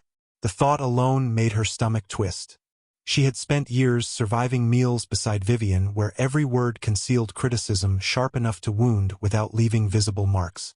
Eleanor touched her arm gently. You do not need to go downstairs. Clara looked toward her uncertainly. If I refuse, she will know she frightened me. Perhaps that no longer matters. Clara almost laughed at that. Fear had shaped too much of her life to vanish simply because someone offered kindness for 2 days. Downstairs, Adrian removed his gloves slowly while speaking to Vivian with effortless composure. Yet beneath the controlled conversation, his attention remained divided. Listening. Waiting. He had noticed movement above moments earlier. A pale figure standing just beyond the upper corridor shadows before retreating again. Clara had been listening. More importantly, she had been afraid. The realization continued hardening something cold inside him. Vivian followed Adrian toward the west dining room several minutes later beneath the warm glow of crystal chandeliers. Blackwood Manor servants moved silently around them carrying silver serving trays and fresh candles. Every detail reflected old aristocratic wealth polished to perfection over generations. Vivian observed everything carefully while maintaining her gracious smile. Your home is extraordinary, Your Grace. Adrian glanced briefly toward the portraits lining the corridor walls. My ancestors preferred fortresses to comfort. Vivian laughed softly. Then perhaps they would approve of you. Adrian did not return the smile. My ancestors rarely approved of anyone. By the time dinner began, snow covered the manor grounds outside in untouched white silence. The west dining room felt smaller than the grand formal hall Clara imagined elsewhere inside Blackwood Manor. Still elegant, still intimidating, yet more private. Firelight reflected across crystal glasses and polished silver while candles flickered along the length of the dark mahogany table. Clara hesitated outside the doorway for several long seconds before entering. Her borrowed cream-colored gown moved softly around her as she stepped inside beside Eleanor. Adrian looked up immediately from the opposite end of the room. So did Vivian. The warmth vanished from Clara's body instantly beneath her stepmother's gaze. Vivian rose at once with perfect maternal concern painted across her face. Clara! Her voice trembled gently with emotion. Thank heavens! Clara stopped near the doorway. Every instinct screamed at her to leave. Vivian crossed the room gracefully before Clara could react further and took both her hands. The contact sent visible tension through Clara's shoulders. Adrian noticed. You frightened me terribly? Vivian whispered softly enough for anyone listening to hear only affection. When I realized you had disappeared during the storm, I feared something awful happened. Clara struggled to breathe evenly. The pressure of Vivian's fingers around hers remained gentle, controlled. Yet Clara felt trapped all the same. I am well, she managed quietly. Vivian touched her cheek lightly. You still look pale. Sit down before you exhaust yourself. To anyone watching, the interaction appeared perfectly loving. Concerned stepmother comforting fragile daughter after traumatic accident. Adrian observed the scene in complete silence. Yet something about Clara's posture disturbed him deeply. She stood unnaturally still during the contact, like someone enduring rather than accepting comfort. Clara finally pulled her hands free carefully and moved toward her seat at the table. Vivian resumed her own place moments later with flawless elegance. Dinner began beneath painfully polite conversation. Vivian spoke warmly about Whitmore House, recent social gatherings in London, and charitable events Clara supposedly enjoyed attending before her father's death. Every sentence painted the portrait of a grieving young woman struggling emotionally while surrounded by patient support. Clara remained mostly silent throughout the meal. Adrian noticed she barely touched her food once Vivian sat nearby. More importantly, every time Vivian addressed her directly, Clara's fingers tightened almost imperceptibly around her utensils. Fear again. Quiet. Constant. Halfway through dinner, Vivian sighed softly while stirring tea. I truly hope society does not misunderstand what happened at the cliffs. Clara's stomach tightened instantly. Adrian leaned back slightly in his chair. Misunderstand? Vivian nodded with delicate sadness. People can be cruel regarding emotional distress. I would hate for Clara to become the subject of gossip after such a terrible accident. Clara stared down at her untouched plate. She knew exactly what Vivian was doing, establishing the story early, planting doubt carefully enough that society would believe concern rather than manipulation. Adrian's voice remained calm. You believe society might interpret the fall as intentional. Vivian hesitated gracefully before answering. I merely fear speculation. Clara felt heat rise painfully into her face. Shame followed immediately afterward. Vivian reached toward her gently across the table. Darling, no one blames you for becoming overwhelmed. Grief affects everyone differently. Clara flinched before she could stop herself. The movement lasted barely a second. Yet Adrian saw it clearly. So did Vivian. A strange silence settled across the room afterward. Vivian withdrew her hand slowly, sadness clouding her elegant features. You see? She said softly toward Adrian. She startles so easily now. Adrian's gray eyes settled coldly upon Clara's pale face. Then upon the bruising faintly visible above the edge of her gown near one collarbone. Finally back toward Vivian. Yes, he said quietly. I am beginning to notice that. Vivian smiled faintly, believing the conversation had shifted in her favor at last. She had not yet realized Adrian Blackwood's attention no longer focused on Clara's fear. It focused entirely on why that fear existed in the first place. Dinner ended shortly afterward beneath strained politeness. Clara excused herself early due to exhaustion, though everyone at the table understood fatigue was only part of the truth. Adrian watched her leave the dining room carefully. She walked with controlled posture despite the lingering pain in her shoulder. Yet the moment she passed beyond Vivian's reach, some invisible tension inside her eased slightly. Adrian noticed that too.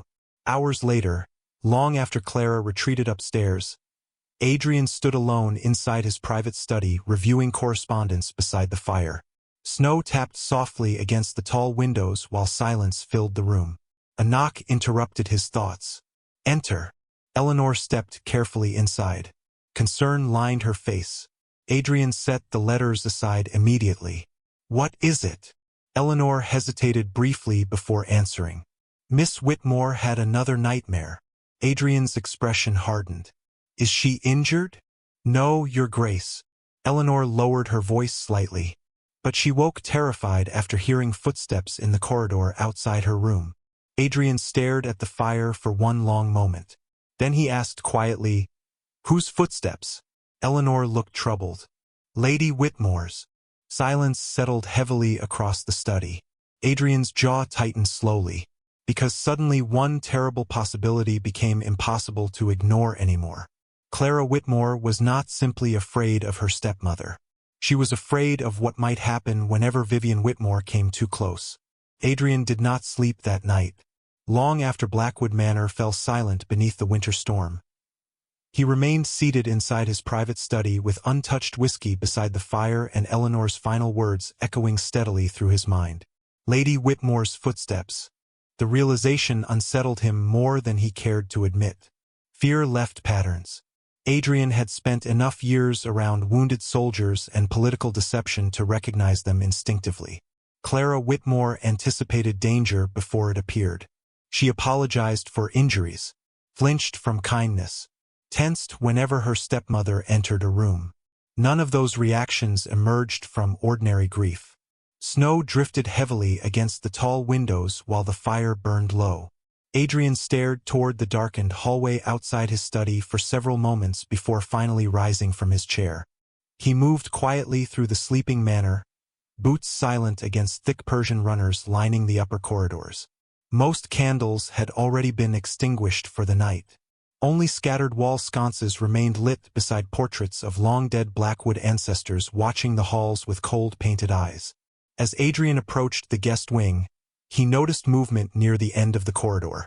Vivian Whitmore. She stood alone beside one of the windows overlooking the snow-covered grounds below.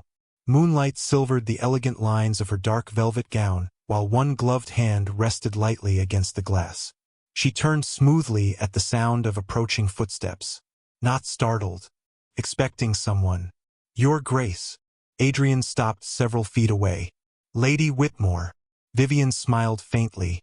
I hope I did not disturb the household. I often struggle to sleep in unfamiliar places. Adrian's gaze moved briefly toward the corridor leading to Clara's room before returning to her face. You were near Miss Whitmore's chamber. Vivian sighed softly. I merely wished to check on her after the nightmare. Adrian's expression revealed nothing. At midnight. Concern rarely follows proper schedules. The answer arrived polished and effortless. Adrian studied her in silence. Most people grew uncomfortable beneath sustained scrutiny. Vivian Whitmore simply waited. Calm, elegant, perfectly controlled. Yet something beneath the composure felt rehearsed now that he knew where to look. Clara has always been sensitive at night, Vivian continued gently. Even as a child she frightened easily after bad dreams. Adrian's voice remained quiet. You call her Clara in private. Miss Whitmore in public. Vivian blinked once at the observation before smiling again. You are remarkably observant. It is a professional flaw. Military service? Adrian gave a slight nod. Among other things. Silence stretched briefly between them while snow drifted outside the tall windows. Then Vivian tilted her head slightly. You disapprove of me. Adrian looked directly at her. Should I not? Rather than appearing offended, Vivian laughed softly beneath her breath. How refreshing. Most gentlemen prefer pretending politeness while deciding matters privately. Adrian's gaze hardened slightly. And what do you prefer, Lady Whitmore? Her expression softened into something almost wistful. Honesty. The lie landed so gracefully that another man might have believed it. Adrian did not. Vivian stepped closer to the window again, fingers brushing lightly against the icy glass. You think I harmed Clara? Adrian remained silent. I can see it in the way you watch us together. Her reflection shimmered faintly in the darkened window pane. But grief creates strange distortions inside families, Your Grace. Since my husband died, Clara has become increasingly withdrawn, suspicious, emotional. Adrian's jaw tightened faintly, and frightened. Vivian lowered her eyes with careful sadness. Yes. The single word settled heavily in the corridor. Adrian realized suddenly that she enjoyed this conversation. Not because she believed she controlled it completely, because she understood how difficult manipulation became to prove once wrapped inside concern. Dr. Pembroke warned me years ago that Clara's nerves might worsen under prolonged stress. Vivian continued softly. I have tried everything to help her. Adrian thought about the bruises hidden beneath Clara's sleeves, the terror in her eyes at hearing footsteps outside her door, the way she physically recoiled from Vivian's touch during dinner. Rage stirred slowly beneath his calm exterior. Dangerous. Controlled. Interesting, he said quietly. Vivian glanced toward him. What is? Adrian's eyes remained cold. Most people seeking help for someone fragile do not isolate them socially. The first real crack appeared in Vivian's composure. Tiny, brief, yet unmistakable. I beg your pardon? Adrian stepped closer now. Your stepdaughter has no close companions in London society. Few visitors. No trusted relatives nearby. Curious circumstances for a woman supposedly receiving support. Vivian recovered almost instantly. Clara prefers solitude. Does she? The question carried enough steel beneath it to sharpen the silence between them. Vivian held his gaze carefully. You have known her for 2 days, Your Grace. Adrian's expression did not change. Long enough. Something cold flickered behind Vivian's eyes then. Not fear. Calculation. She smiled again moments later, though the warmth no longer reached her expression quite as easily. I see. Adrian said nothing further. Eventually Vivian inclined her head gracefully. Good night, Your Grace. Lady Whitmore. She walked calmly down the corridor toward the guest chambers without looking back. Adrian remained motionless long after she disappeared from sight, because one terrible certainty had settled firmly into place inside his mind. Vivian Whitmore was lying. He simply did not yet know how far the lies extended. The following morning dawned gray and bitterly cold beneath thick winter clouds. Clara woke before sunrise after another restless night filled with fractured dreams and distant footsteps echoing through dark hallways. For several moments she remained curled beneath the blankets, listening carefully for sounds beyond her room. Silence. Safe silence. Her body relaxed only slightly. A soft knock came several minutes later. Clara startled upright immediately before recognizing Eleanor's voice through the door. Miss Whitmore? May I come in? Relief flickered faintly through her chest. Yes. Eleanor entered carrying fresh tea and folded correspondence balanced carefully on a silver tray. Concern softened her expression the moment she noticed Clara already awake. Did you sleep at all? Clara attempted a faint smile. Enough. Eleanor clearly did not believe her. She set the tray beside the bed before hesitating briefly. Lady Whitmore requested breakfast with you this morning. Fear tightened instantly through Clara's stomach. Eleanor noticed at once. His Grace declined on your behalf. Clara looked up sharply. He did. Eleanor nodded slowly. He informed Lady Whitmore that Dr. Hughes ordered additional rest. Clara stared silently toward the window while emotions tangled painfully inside her chest. Gratitude felt unfamiliar enough to become almost frightening, especially when directed toward someone like Adrian Blackwood. Men with power rarely protected without expecting something in return. Yet Adrian had asked nothing from her except questions she could not bear answering. Eleanor poured tea carefully into delicate china cups while studying Clara's pale expression. You are afraid of disappointing him. Clara blinked in surprise. What? Eleanor offered the cup gently. You look guilty every time His Grace shows kindness. Clara wrapped trembling fingers around the warmth of the porcelain. I do not understand why he continues helping me. Eleanor smiled faintly. Neither do most people the first time he decides to care about something. Heat rose unexpectedly into Clara's cheeks. Before she could answer, another knock sounded sharply at the door. Clara froze immediately. The teacup rattled softly against the saucer. Eleanor crossed toward the entrance and opened it slightly. A young maid stood waiting nervously outside. Mrs. Talbot requests Miss Whitmore downstairs whenever she feels well enough. His Grace has visitors. Clara's pulse quickened uneasily. Visitors? The maid nodded. Several neighboring families arrived unexpectedly after hearing about the accident at the cliffs. Clara felt the blood drain slowly from her face. Society. Questions. Sympathy disguised as curiosity. Vivian must have spread the story already. Eleanor closed the door gently after dismissing the maid. You do not need to see anyone today. Clara stared toward the blankets gathered tightly in her hands. If I hide upstairs, it will only make the gossip worse. Eleanor remained silent because they both knew it was true. Less than an hour later, Clara descended the grand staircase slowly beside Eleanor while voices drifted through the manor below. The west drawing room overflowed with winter guests wrapped in expensive velvet and polished social concern. Ladies whispered sympathetically over teacups while gentlemen discussed the storm and dangerous cliff roads near Blackthorne Cove. Every conversation stopped the moment Clara entered.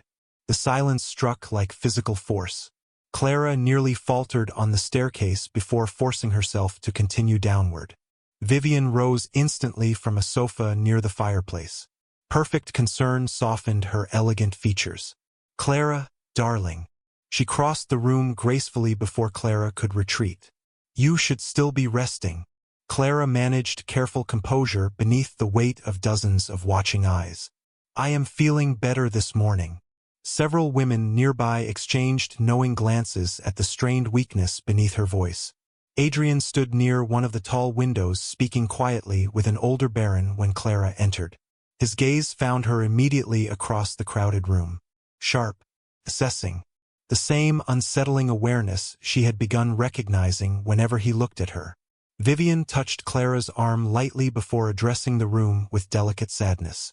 We are all simply grateful the accident was not worse. Accident. The word echoed painfully through Clara's chest. One of the visiting ladies leaned forward sympathetically.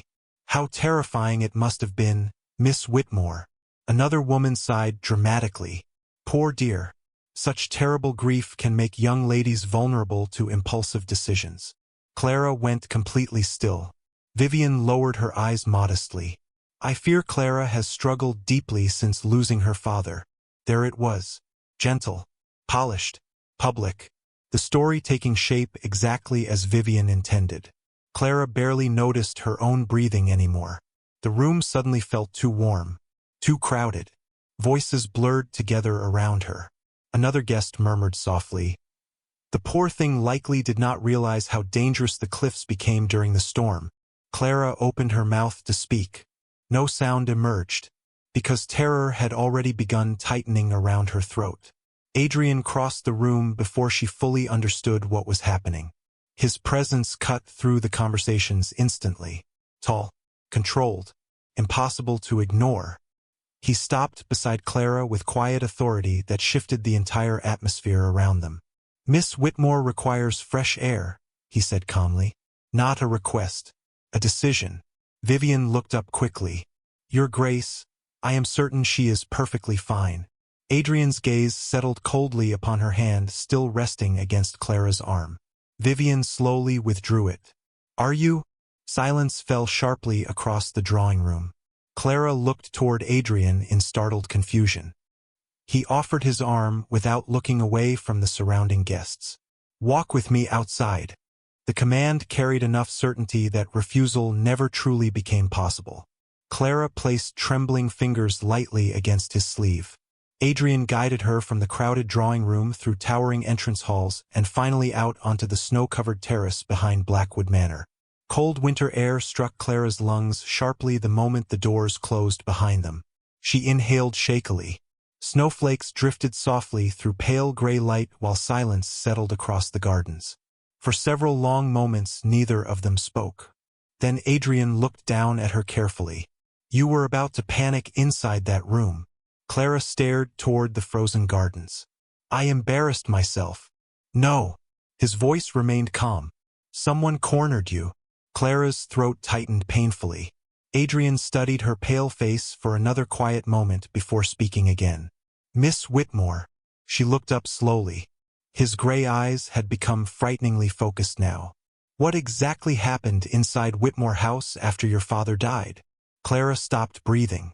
Because for the first time since the cliffs, Adrian Blackwood no longer sounded merely suspicious. He sounded furious. Snow drifted silently across the gardens while Clara stood motionless beneath the stone terrace archway beside Adrian Blackwood. His question still hung between them. sharp enough to cut through every fragile defense she had built during the past 2 years. What exactly happened inside Whitmore House after your father died? Clara stared toward the frozen fountains below rather than answering.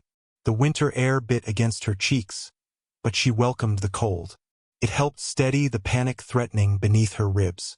Inside the manor behind them, faint music and conversation drifted through distant windows where guests continued discussing her life, as though she were not standing only feet away.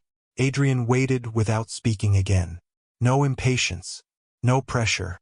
Somehow the quiet patience felt worse. Clara wrapped her shawl tighter around herself. Nothing happened, she whispered finally. Adrian's expression did not change. You are a terrible liar.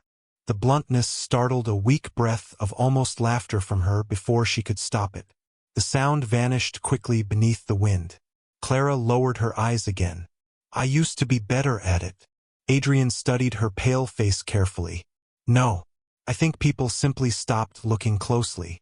The words landed with painful accuracy. Clara closed her eyes briefly, because that was exactly what happened after her father's death. Society stopped seeing her entirely. She became the quiet, grieving daughter tucked behind Vivian's elegant widowhood. Invisible enough that no one questioned why she rarely attended London gatherings anymore. Invisible enough that no one noticed the fear slowly consuming her. Adrian stepped slightly closer beneath the terrace shelter, blocking some of the bitter wind from reaching her. Miss Whitmore. Clara looked up slowly.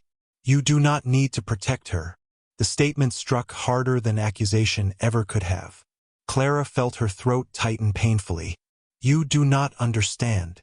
Adrian's voice remained calm. Then explain it to me. Silence stretched between them once more while snowflakes drifted through the gray afternoon. Clara stared toward the frozen gardens below and tried desperately to organize memories that refused staying buried any longer. My father married Vivian when I was 11, she said at last. At first everything seemed normal. She was charming, elegant. Everyone admired her. Adrian listened without interruption. Clara swallowed carefully. My father trusted people too easily, especially beautiful people. A faint bitterness entered her voice before she quickly suppressed it. Vivian understood society very well. She always knew exactly what to say. Adrian thought about the performance inside the drawing room moments earlier. The carefully measured concern. The subtle destruction hidden inside kindness. Go on. Clara's fingers tightened around the edges of her shawl. After the wedding, things changed slowly. Small things at first. Her voice grew quieter. Servants dismissed without explanation. Friends visiting less often. Arguments behind closed doors. She looked down toward the snow gathering softly across the terrace stones. My father became tired all the time near the end. Adrian's jaw tightened faintly. Illness. Clara hesitated. That was what everyone believed. The careful wording sharpened Adrian's attention instantly. And what did you believe? Fear flickered across her expression before she answered. I do not know anymore. That frightened honesty affected him more than certainty would have. Clara continued before courage abandoned her completely. After he died, Vivian handled everything. The finances, the staff, the estate accounts. She laughed softly without humor. She told everyone I was too overwhelmed by grief to involve myself in complicated matters. Adrian's voice remained dangerously calm. Were you? Clara looked toward him then. Really looked at him. Tall, controlled, standing utterly still beneath falling snow while waiting for answers most men would never bother asking. Something inside her shifted painfully. No, she whispered. I was frightened. The confession hung fragile between them. Adrian felt something cold settle heavily in his chest. Of her. Clara nodded once. Barely visible. Yet enough. Adrian looked away briefly toward the snow-covered forests beyond the estate. Rage moved slowly beneath his calm exterior now. Deliberate. Controlled. He understood cruelty very well. But fear built through years inside one's own home created wounds different from ordinary suffering. What did she do? He asked quietly. Clara's breathing became uneven. Nothing obvious. The answer sounded almost desperate. That was the worst part. Everything happened carefully. She stared toward the distant trees while speaking as though afraid direct eye contact might shatter whatever fragile honesty had finally emerged. Vivian never screamed, never struck me. She simply made certain I understood how powerless I had become. Adrian remained silent. Clara continued slowly. Servants loyal to my father disappeared one by one. Letters stopped arriving. Invitations vanished. Whenever I questioned anything, she implied grief had made me emotional. Her fingers trembled faintly beneath the shawl. Eventually, I stopped questioning at all. Adrian thought about the conversations inside the drawing room earlier. Emotional, fragile, overwhelmed. The same carefully crafted narrative repeated endlessly until everyone accepted it as truth. And the inheritance? Clara stiffened immediately. Adrian noticed. You said your grandmother left a fortune. Clara nodded slowly. The trust transfers fully to me on my 24th birthday. Adrian's expression hardened. How soon is that? Clara hesitated. 3 months. The winter wind seemed to sharpen around them both. Adrian understood suddenly why Vivian's desperation felt so carefully concealed beneath her composure. 3 months. Everything centered around that date. What happens if you marry before then? Clara blinked in surprise. The inheritance transfers immediately. Adrian's eyes narrowed slightly. And if something happened to you before your birthday? Clara looked away too quickly. I do not know. Another lie. Adrian recognized it instantly. Miss Whitmore. His voice dropped lower now. Look at me. Slowly, reluctantly, she obeyed. Adrian held her gaze steadily. Who inherits the estate if you die? Clara's lips parted softly before the answer emerged. Vivian. Silence followed. Heavy. Final. Snow continued falling around the terrace while realization settled fully into place between them both. Adrian felt fury sharpen dangerously beneath his ribs. Not wild anger. Worse, precise anger. The kind that became impossible to ignore once awakened. Clara saw the change in his expression immediately. Fear flickered across her face again. You think she pushed me? Adrian answered without hesitation. I think you are terrified of a woman who benefits enormously from your death. Clara looked shaken by the bluntness of hearing the truth spoken aloud. Because until this moment, everything remained trapped inside frightened suspicions and half-formed dread. Adrian had transformed it into something solid. Real. Dangerous. I cannot prove anything, she whispered. She is careful. Adrian's gray eyes remained cold. So am I. The certainty in his voice sent something unfamiliar through Clara's chest. Not fear. Something warmer. More dangerous. Hope. She looked down immediately, disturbed by the feeling. Hope led to disappointment. She learned that lesson long ago. Inside the manor, distant laughter drifted faintly through the windows again. Adrian glanced toward the sound briefly before returning his attention to Clara. There is another thing. Clara's stomach tightened. What? Adrian studied her carefully. Your father knew something was wrong before he died. Clara stopped breathing. Why would you say that? Adrian reached slowly into the inside pocket of his dark coat. Then he withdrew a folded piece of paper. Worn. Creased. Familiar. Clara stared at it in confusion until recognition struck her face. That. Adrian unfolded the page carefully. I found this inside your cloak pocket after the storm. Clara's pulse quickened sharply. It was a letter. Her father's handwriting covered the page in faded dark ink. She had not seen it in months. Panic and confusion collided painfully inside her chest. I thought Vivian destroyed that. Adrian watched her closely. Apparently not. Clara accepted the letter with trembling fingers. The paper felt fragile from years of folding and unfolding in secret. She remembered now. Her father pressed it into her hands weeks before his death while no servants watched nearby. Keep this hidden, Clara. If anything happens to me, trust no one immediately, especially inside this house. Her vision blurred suddenly. Adrian's voice softened slightly beside her. You never told anyone about the letter. Clara shook her head weakly. I was afraid. Of what? Tears burned unexpectedly behind her eyes. Of sounding insane. The admission broke something quietly inside Adrian's restraint. Because no one should fear the truth that much unless someone spent years convincing them their reality could not be trusted. He looked toward the manor windows where Vivian Whitmore currently entertained guests with polished elegance and social grace. Then back toward Clara standing pale and trembling beneath the winter sky, clutching her dead father's warning in shaking hands. The contrast filled him with a dangerous kind of clarity. Clara pressed the letter tightly against her chest. She told everyone grief affected my judgment after father died. Whenever I questioned finances or estate decisions, she reminded me how emotional I had become. Her voice cracked softly. Eventually, I started wondering whether she was right. Adrian stepped closer without fully realizing it. Listen to me carefully. Clara looked up slowly through frightened uncertainty.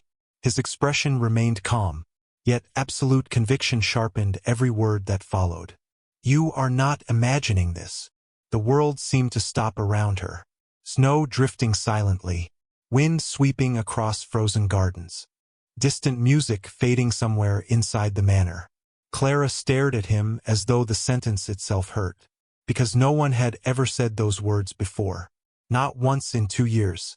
Adrian saw emotion flicker dangerously close to the surface in her eyes and understood suddenly how close she lived to breaking entirely. His voice lowered further. And whatever happened inside Whitmore House. He paused briefly, jaw tightening. It ends now. Before Clara could respond, the terrace doors behind them burst open sharply. Both turned immediately. A young footman stood pale and breathless in the doorway. Your Grace. Fear shook visibly through the servant's voice. There has been an accident in the east wing. The footman's face had gone nearly white beneath the corridor lanterns. Snow clung to the shoulders of his dark servant's coat as though he had run through the courtyard before finding them. Adrian moved instantly toward him. What happened? The young man struggled to steady his breathing. Smoke, Your Grace. In the east wing. Clara felt the blood drain from her face. Adrian's expression hardened immediately. How bad? The servants are trying to contain it, but the wind is spreading the flames through the upper corridors. Adrian did not hesitate another second. He turned sharply toward Clara. Go downstairs with the other guests. Fear tightened through her chest at once. Smoke, fire, chaos. Every instinct screamed that something was terribly wrong. Adrian seemed to read the panic crossing her face because his voice lowered slightly. Stay near Eleanor. Do not leave the main hall. Clara nodded automatically even while dread churned violently inside her stomach. Adrian was already moving before she fully answered. The footman hurried after him while both disappeared through the terrace doors into the manor beyond. Clara remained frozen beneath the gray winter sky for only a moment longer. Then she gathered her skirts and followed. The moment she stepped back inside Blackwood Manor, the scent of smoke struck her sharply. Voices echoed through the entrance halls now. Servants rushed between corridors carrying buckets of water, while several startled guests clustered near the staircase in confusion. Somewhere deeper inside the eastern wing, wood cracked loudly beneath spreading heat. Clara's pulse quickened painfully. Eleanor appeared near the base of the staircase almost immediately. Relief crossed the older woman's face when she spotted Clara. Thank heavens! Clara hurried toward her. What happened? Eleanor shook her head anxiously. No one knows yet. Smoke started near the unused guest corridors upstairs. Clara stared toward the eastern side of the manor where shadows flickered unnaturally along the distant walls. The east wing remained mostly closed during winter months. Few servants entered there regularly. Adrian's voice suddenly cut through the confusion nearby. Calm, controlled, absolute. Move the guests into the west drawing room immediately. Open the lower gallery windows for ventilation. Clara turned instinctively toward the sound. Adrian strode through the smoke-filled corridor issuing orders with frightening efficiency while servants obeyed without hesitation. His dark coat had already been discarded somewhere. White shirt sleeves rolled sharply against powerful forearms streaked faintly with ash. Nothing in his expression resembled panic. Yet Clara sensed the dangerous focus beneath the calm exterior immediately. Vivian stood near the staircase surrounded by anxious socialites. One elegant hand rested lightly against her chest while concern softened her features beautifully beneath the candlelight. "This is dreadful," she murmured softly to one of the visiting ladies. "Poor His Grace." Clara stared at her in disbelief. The contrast felt horrifying somehow. Smoke spread through the manor while Vivian remained perfectly composed. Then Vivian noticed Clara watching her. Their eyes met across the crowded hall. For one terrible second, something cold flickered behind Vivian's elegant concern. Satisfaction. The feeling vanished instantly beneath another graceful expression of worry. Clara's stomach twisted violently. Adrian crossed toward them moments later. "The fire remains contained to the upper east corridors for now." Several guests exhaled in visible relief. Adrian's gaze found Clara immediately among the crowd. "Miss Whitmore." She stepped toward him automatically. "Are you all right?" The question startled her. Smoke filled the hall. Servants rushed frantically around them. Yet he still looked at her first. Clara nodded faintly. Adrian studied her pale face for one brief moment before turning toward Eleanor. "Keep her downstairs." Eleanor immediately understood the seriousness beneath his tone. "Of course, Your Grace." Adrian started toward the eastern corridor again when another servant came running from the staircase above. Terror shook visibly through the older man's voice. "Your Grace." The flames spread faster than expected near the upper guest chambers. Adrian's jaw tightened. "Is everyone out?" The servant hesitated. Only briefly, yet Clara saw it. Adrian saw it too. The Duke's expression changed instantly. "Who is missing?" "We cannot locate Lady Whitmore's maid." Clara felt cold dread sweep through her body. Vivian reacted at once with perfect alarm. "Margaret!" Her hand flew lightly to her throat. "She was upstairs preparing my room earlier." Adrian was already moving toward the staircase again. Clara stepped forward instinctively. "The smoke is worsening." Adrian looked back toward her sharply. "Stay here." Then he disappeared up the staircase before anyone could argue further. Chaos swallowed the hall afterward. Smoke thickened steadily through the upper levels while servants rushed carrying water and blankets through crowded corridors. Guests whispered anxiously near the west drawing room entrances while snow blew violently against the manor windows outside. Clara remained near Eleanor beside the staircase, though every nerve inside her body felt stretched painfully tight. Her eyes stayed fixed upward toward the smoke-darkened landing above. Minutes passed. Too many. Then suddenly another sound shattered through the confusion. A scream. Female. Distant and terrified somewhere deep within the east wing. Clara stopped breathing. Eleanor grabbed her arm instantly. "Do not move." But Clara barely heard her, because another realization struck almost immediately afterward. The scream did not sound real. It sounded rehearsed. Fear exploded through her chest. Clara turned sharply toward the staircase. Vivian stood several feet away near the drawing room entrance surrounded by worried guests. Yet for one brief second, Clara noticed something impossible. Vivian was smiling. Tiny. Almost invisible. Gone immediately. But Clara saw it. Terror hit her like ice water. "He is upstairs," she whispered. Eleanor frowned in confusion. "Miss Whitmore." Clara looked toward the smoke-darkened staircase where Adrian disappeared moments earlier. A terrible certainty settled into place inside her mind. The fire was never about the maid. It was about trapping someone upstairs. Adrian. "No!" The word escaped before she fully understood moving. Clara pulled free from Eleanor's grip and ran toward the staircase. "Miss Whitmore." Eleanor's horrified voice echoed behind her. Clara ignored it completely. Smoke thickened sharply with every step upward. Heat pressed heavily through the upper corridors while distant flames flickered behind closed doors farther down the east wing. Servants shouted somewhere nearby, but visibility worsened rapidly beneath the spreading smoke. Clara covered her mouth with trembling fingers while moving through the corridor as quickly as her injured shoulder allowed. "Your Grace." Her voice disappeared into the haze. No answer. Another loud crack echoed through the hall ahead. Clara turned the corner and froze. Firelight glowed violently beneath one of the upper guest room doors farther down the corridor. Thick smoke poured through the frame, and standing several feet away from it was Adrian Blackwood. He was trying to force open the warped door with one shoulder while heat rolled dangerously through the hallway around him. Clara's heart slammed painfully against her ribs. "The room is empty," she shouted hoarsely through the smoke. Adrian turned sharply toward her. Fury crossed his face instantly. "What the hell are you doing up here?" Clara stumbled slightly through the haze toward him. "There is no maid. It was a trap." Adrian's expression changed immediately. He looked once toward the burning door, then toward Clara standing terrified in the smoke-filled corridor.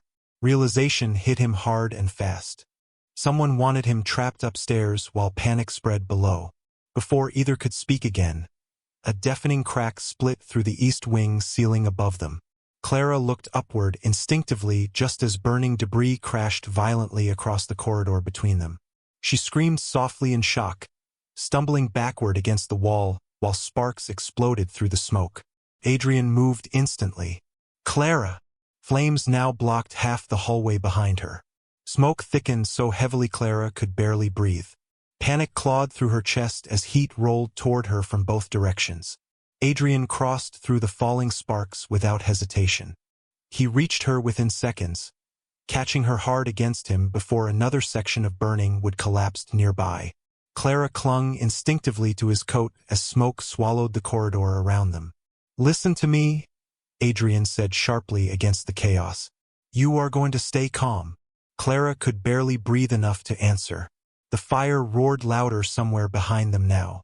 Adrian pulled her closer against his chest while scanning the smoke-filled corridor with terrifying focus. Then his eyes narrowed toward the far end of the hall. A narrow servant's staircase partially hidden behind decorative paneling. "This way."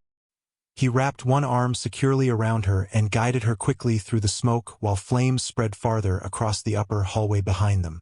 Clara stumbled twice from dizziness and heat. Each time Adrian steadied her instantly without slowing. Smoke burned painfully through her lungs now. Everything blurred. Yet one thought cut sharply through the panic consuming her. Someone set this fire deliberately. Someone wanted Adrian trapped upstairs. And the only person inside Blackwood Manor who benefited from chaos, fear, and distraction stood safely downstairs pretending concern beside frightened guests. They reached the hidden servant's staircase moments before another violent crash shook the east wing behind them. Adrian pulled open the narrow door and guided Clara downward through darkness thick with smoke. The stairwell twisted sharply toward the lower floors. Clara's knees nearly gave out halfway down. Adrian caught her immediately. "Stay with me." His voice remained frighteningly steady despite the fire raging above them. Clara looked up at him through smoke and flickering shadows. Ash darkened one side of his face now. His white shirt sleeves were streaked gray with soot. Yet his grip around her remained impossibly secure. She realized suddenly that Adrian Blackwood looked most dangerous when protecting something. Or someone. They emerged finally through a lower servants' corridor near the kitchens where fresh cold air rushed blessedly through open exterior doors. Clara coughed hard against the smoke burning through her lungs while Adrian guided her farther from the east wing entrance. Several servants rushed toward them immediately in relief. Eleanor appeared moments later looking nearly frantic. "Thank God." Clara barely registered the words. Because across the crowded kitchen hall, Vivian Whitmore stood perfectly untouched beside several anxious guests. And when her eyes met Clara's through the smoke-filled chaos, disappointment flashed visibly across her elegant face before disappearing once more beneath concern. Adrian saw it too. Clara knew he did because his entire body went still beside her. Deadly still. Then slowly, very slowly, Adrian Blackwood turned his cold gray gaze toward Vivian Whitmore for the first time, not with suspicion anymore. With certainty.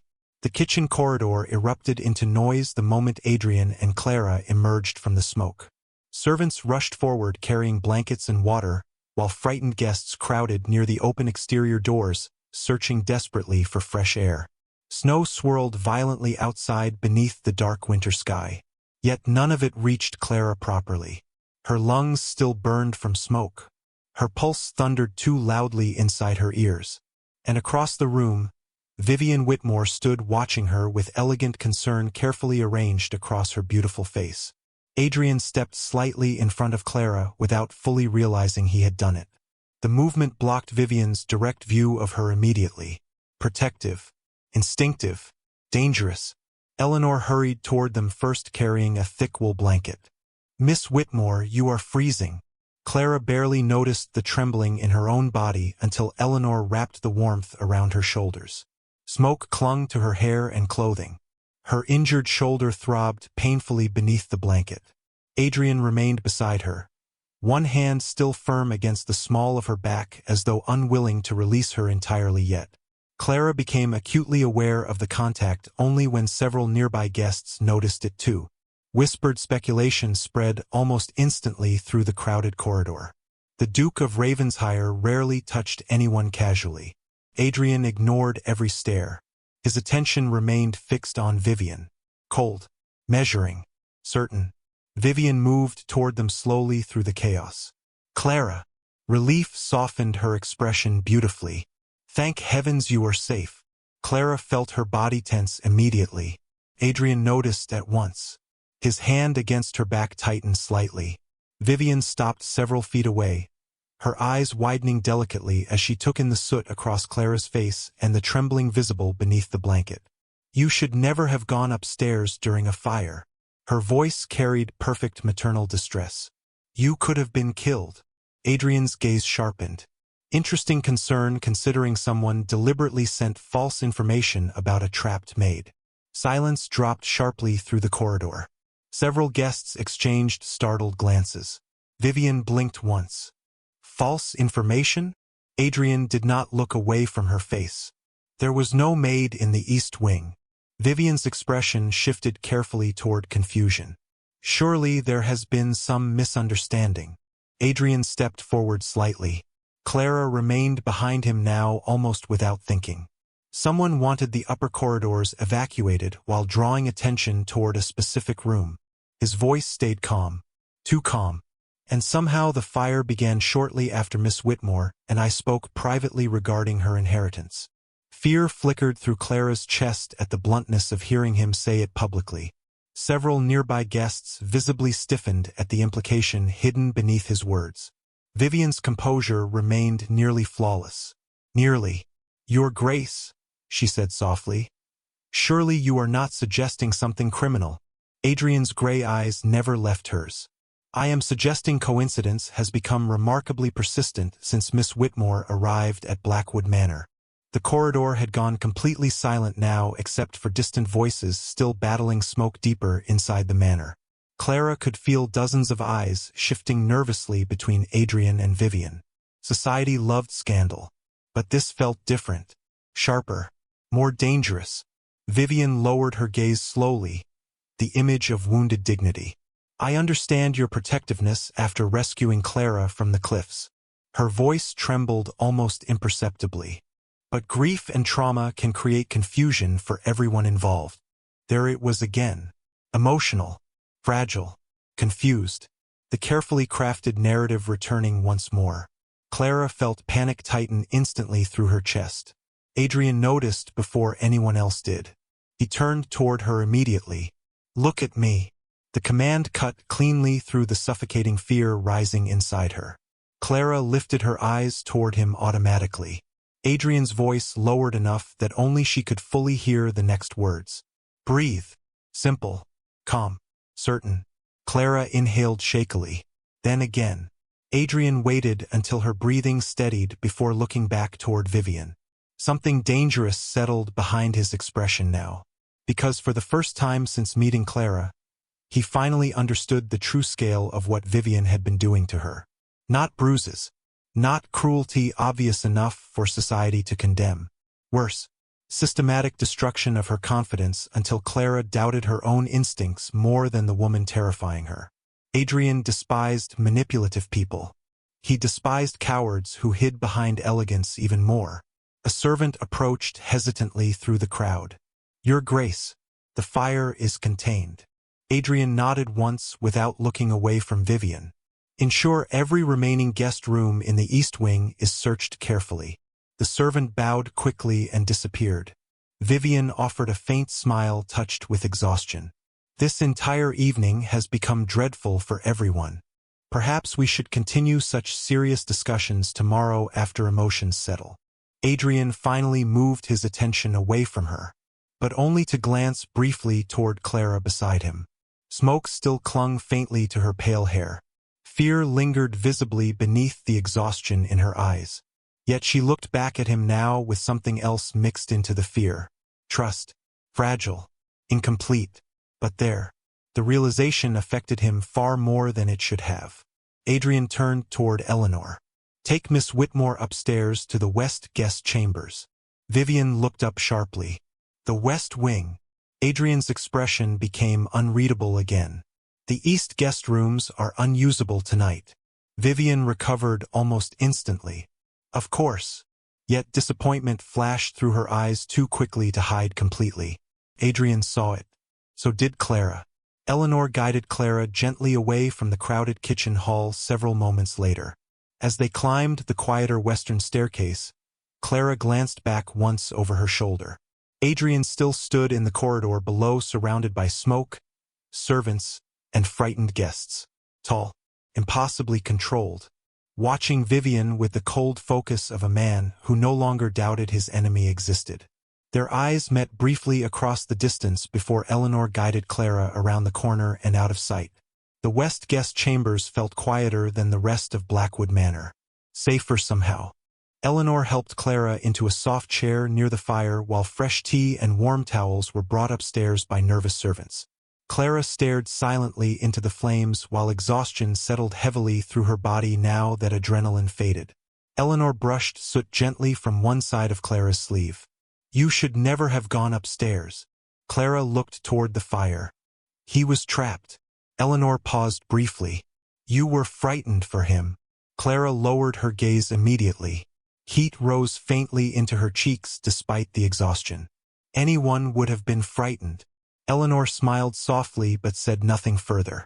The older woman had managed Blackwood Manor long enough to recognize certain truths before people admitted them aloud. Nearly an hour passed before another quiet knock sounded at the door. Clara stiffened automatically. Then Adrian's voice came through the wood. It is only me. Relief swept through her so quickly it almost hurt. Eleanor crossed toward the door and opened it immediately. Adrian entered still dressed in smoke-stained clothes. His dark hair remained slightly damp from melted snow. Fresh ash streaked one side of his jaw. Yet his eyes found Clara instantly the moment he stepped inside. Eleanor glanced discreetly between them before moving toward the connecting sitting room. I shall ask the kitchen for fresh tea. The door closed softly behind her, leaving silence in its wake. Adrian remained standing near the entrance for several seconds. Clara became suddenly aware of how intimate the room felt now without servants or frightened guests surrounding them. Firelight flickered warmly across dark wood walls and cream-colored curtains, while snow tapped softly against the windows outside. Adrian crossed toward the fireplace slowly. Dr. Hughes wishes to examine you again tomorrow morning. Clara managed a tired smile. Apparently nearly dying repeatedly has become exhausting for everyone. The corner of Adrian's mouth moved faintly before the expression disappeared again. He stopped directly in front of her chair. Up close, Clara could see exhaustion finally breaking through his composure as well. Smoke darkened the rolled sleeves of his white shirt. One hand bore a fresh cut across the knuckles from forcing open doors upstairs. Clara looked at the injury instinctively. Adrian noticed. It is nothing. Clara shook her head softly. You keep saying that. Silence settled gently between them afterward. Not uncomfortable this time. Just quiet. Clara stared toward the fire while emotions tangled painfully inside her chest. Fear, exhaustion, gratitude, confusion. Adrian remained beside the hearth watching her carefully. Then finally he spoke. You were right. Clara looked up. About what? Adrian's expression hardened slightly. The fire was deliberate. Clara's stomach tightened again. You are certain? Yes. The answer came without hesitation. Oil was poured beneath the floorboards outside the upper guest corridor. Someone wanted the flames spreading quickly enough to isolate anyone responding upstairs. Clara wrapped the blanket tighter around herself. You! Adrian held her gaze steadily. Or you! Fear flickered visibly across her face. Adrian crouched slightly beside the chair then, lowering himself enough that his eyes remained level with hers. The movement startled Clara. Powerful men rarely made themselves smaller for anyone. Yet Adrian's voice softened deliberately. Listen carefully to me. Clara's pulse quickened faintly. You are safe tonight. The certainty in his tone nearly undid her. Adrian continued quietly. I have doubled security throughout the manor. No one enters this wing without my permission. Clara looked down at her trembling hands. You make it sound as though I require guarding. Adrian answered immediately. You do. The blunt honesty stole her breath for a moment. Adrian watched the fear and disbelief moving across her expression before speaking again. Miss Whitmore. Clara slowly lifted her eyes toward him once more. When the corridor collapsed upstairs, his jaw tightened faintly. You ran into a burning wing because you thought I was trapped. Heat rushed painfully into Clara's face. She looked away immediately. Anyone would have done the same. Adrian studied her for one long silent moment. No. The single word settled softly between them. Clara's breathing became uneven again. Firelight flickered across Adrian's face, while snow drifted quietly beyond the windows behind him. Everything suddenly felt strangely still, intimate in a way that frightened her more than danger ever had. Because danger she understood. This was something else entirely.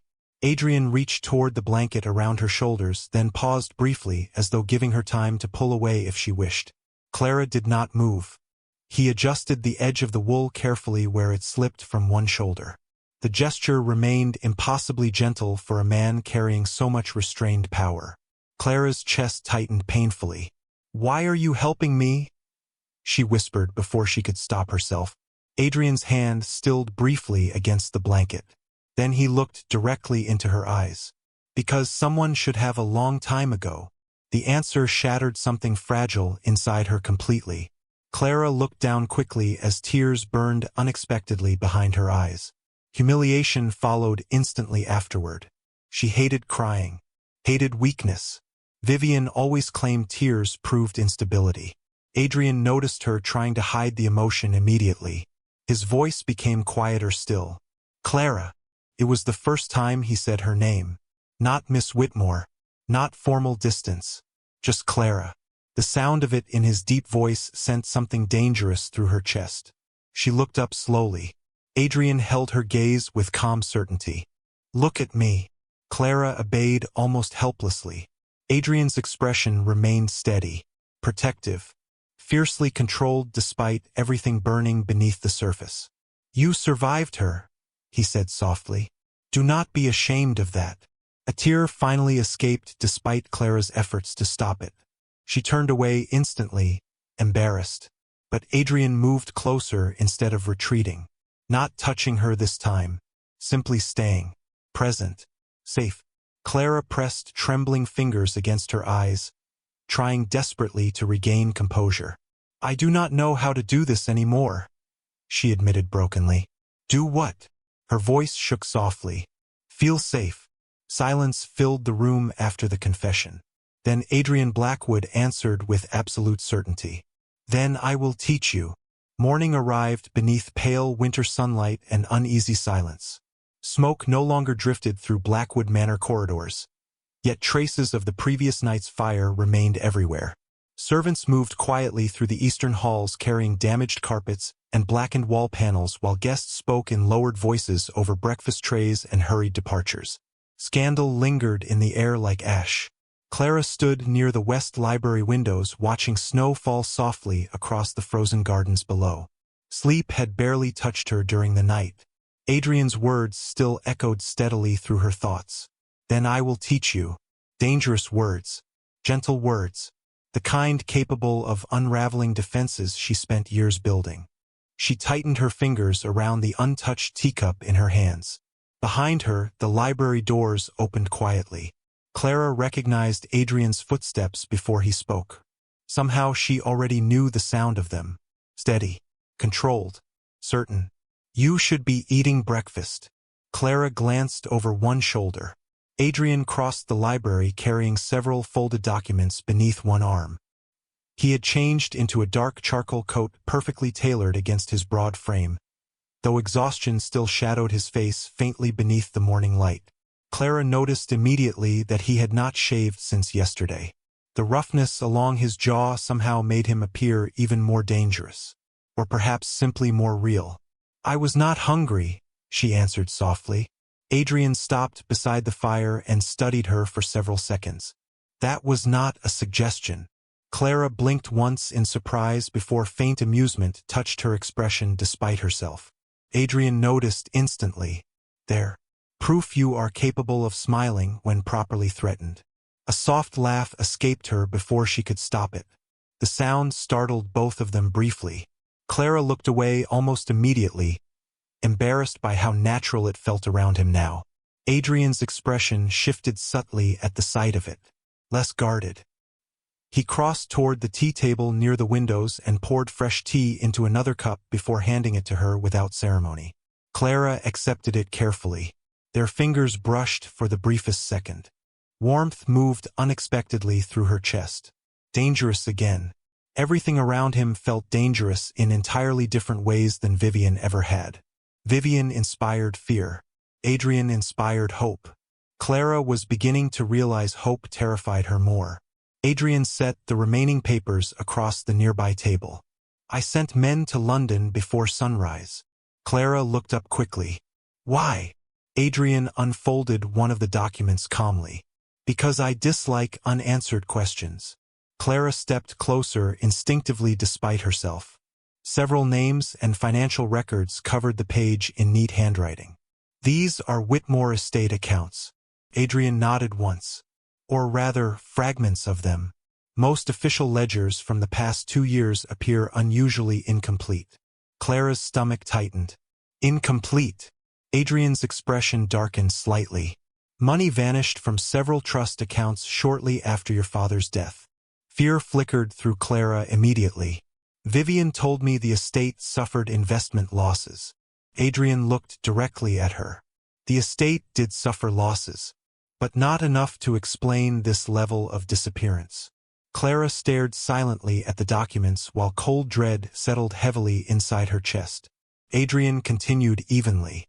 3 separate properties belonging to your father's holdings were sold below market value during the first year of Lady Whitmore's management. Sold to whom? Adrian's gray eyes sharpened slightly. Businesses connected to one man. Clara looked up slowly. Who? Adrian hesitated only briefly. Nathaniel Pierce. The name struck Clara like ice water. No. Adrian watched the color drain from her face. You know him? Clara nodded weakly. He visited Whitmore House often after father died. Her pulse quickened painfully. Vivian claimed he advised her regarding finances. Adrian's jaw tightened. Mr. Pierce currently owes gambling debts throughout London exceeding nearly $40,000. Clara stared at him in horror. That is impossible. Unfortunately not. Adrian folded another paper open across the table. He also invested heavily in several failed shipping contracts tied directly to Lady Whitmore's estate accounts. Clara pressed trembling fingers against the edge of the table to steady herself. Everything suddenly felt colder despite the fire burning nearby. Adrian stepped slightly closer. There is more. Fear flickered across her face again. Adrian lowered his voice carefully. Your father's physician died 6 months after Lord Whitmore. Clara stopped breathing. What? Adrian held her gaze steadily. Dr. Ellsworth retired suddenly from medical practice and left London under unusual circumstances. He died shortly afterward in Bath. Clara's hands began shaking visibly now. Why are you telling me this? Adrian's expression hardened. Because your father's final illness no longer appears entirely natural. Silence shattered around them. Clara stared at him as though the world had tilted violently beneath her feet. No. she whispered. No. Adrian moved closer immediately when he saw panic overtaking her. Clara. She shook her head hard enough that loose strands of pale hair slipped free around her face. Father was ill for months. Yes. The physicians said his heart weakened. Adrian's voice remained calm. Several medications can imitate those symptoms if administered gradually over time. Clara stepped backward from the table as though distance itself might stop the truth approaching her. No. Memories crashed violently through her mind now. Her father refusing certain evening tonics during his final weeks. Vivian insisting the medicine was necessary. The servants dismissed from his care one by one until only Vivian supervised his meals regularly near the end. Clara pressed trembling fingers against her mouth. Adrian crossed toward her carefully. Listen to me. She looked up at him through visible shock. I do not yet have proof. His voice remained steady. But too many coincidences surround your father's death and the inheritance transferring to you. Clara's breathing became uneven. If Vivian harmed him, the sentence shattered apart before she could finish it. Adrian saw terror spreading rapidly through her expression now. Not only fear for herself anymore. Grief reopening with brutal force around suspicions she spent years refusing to examine too closely. He reached for her instinctively. Clara. The moment his hands settled gently around her arms, something inside her finally broke. I should have known, she whispered shakily. Tears filled her eyes before she could stop them. He tried warning me. Adrian's grip tightened slightly. Protective. Grounding. You were grieving. Clara shook her head weakly.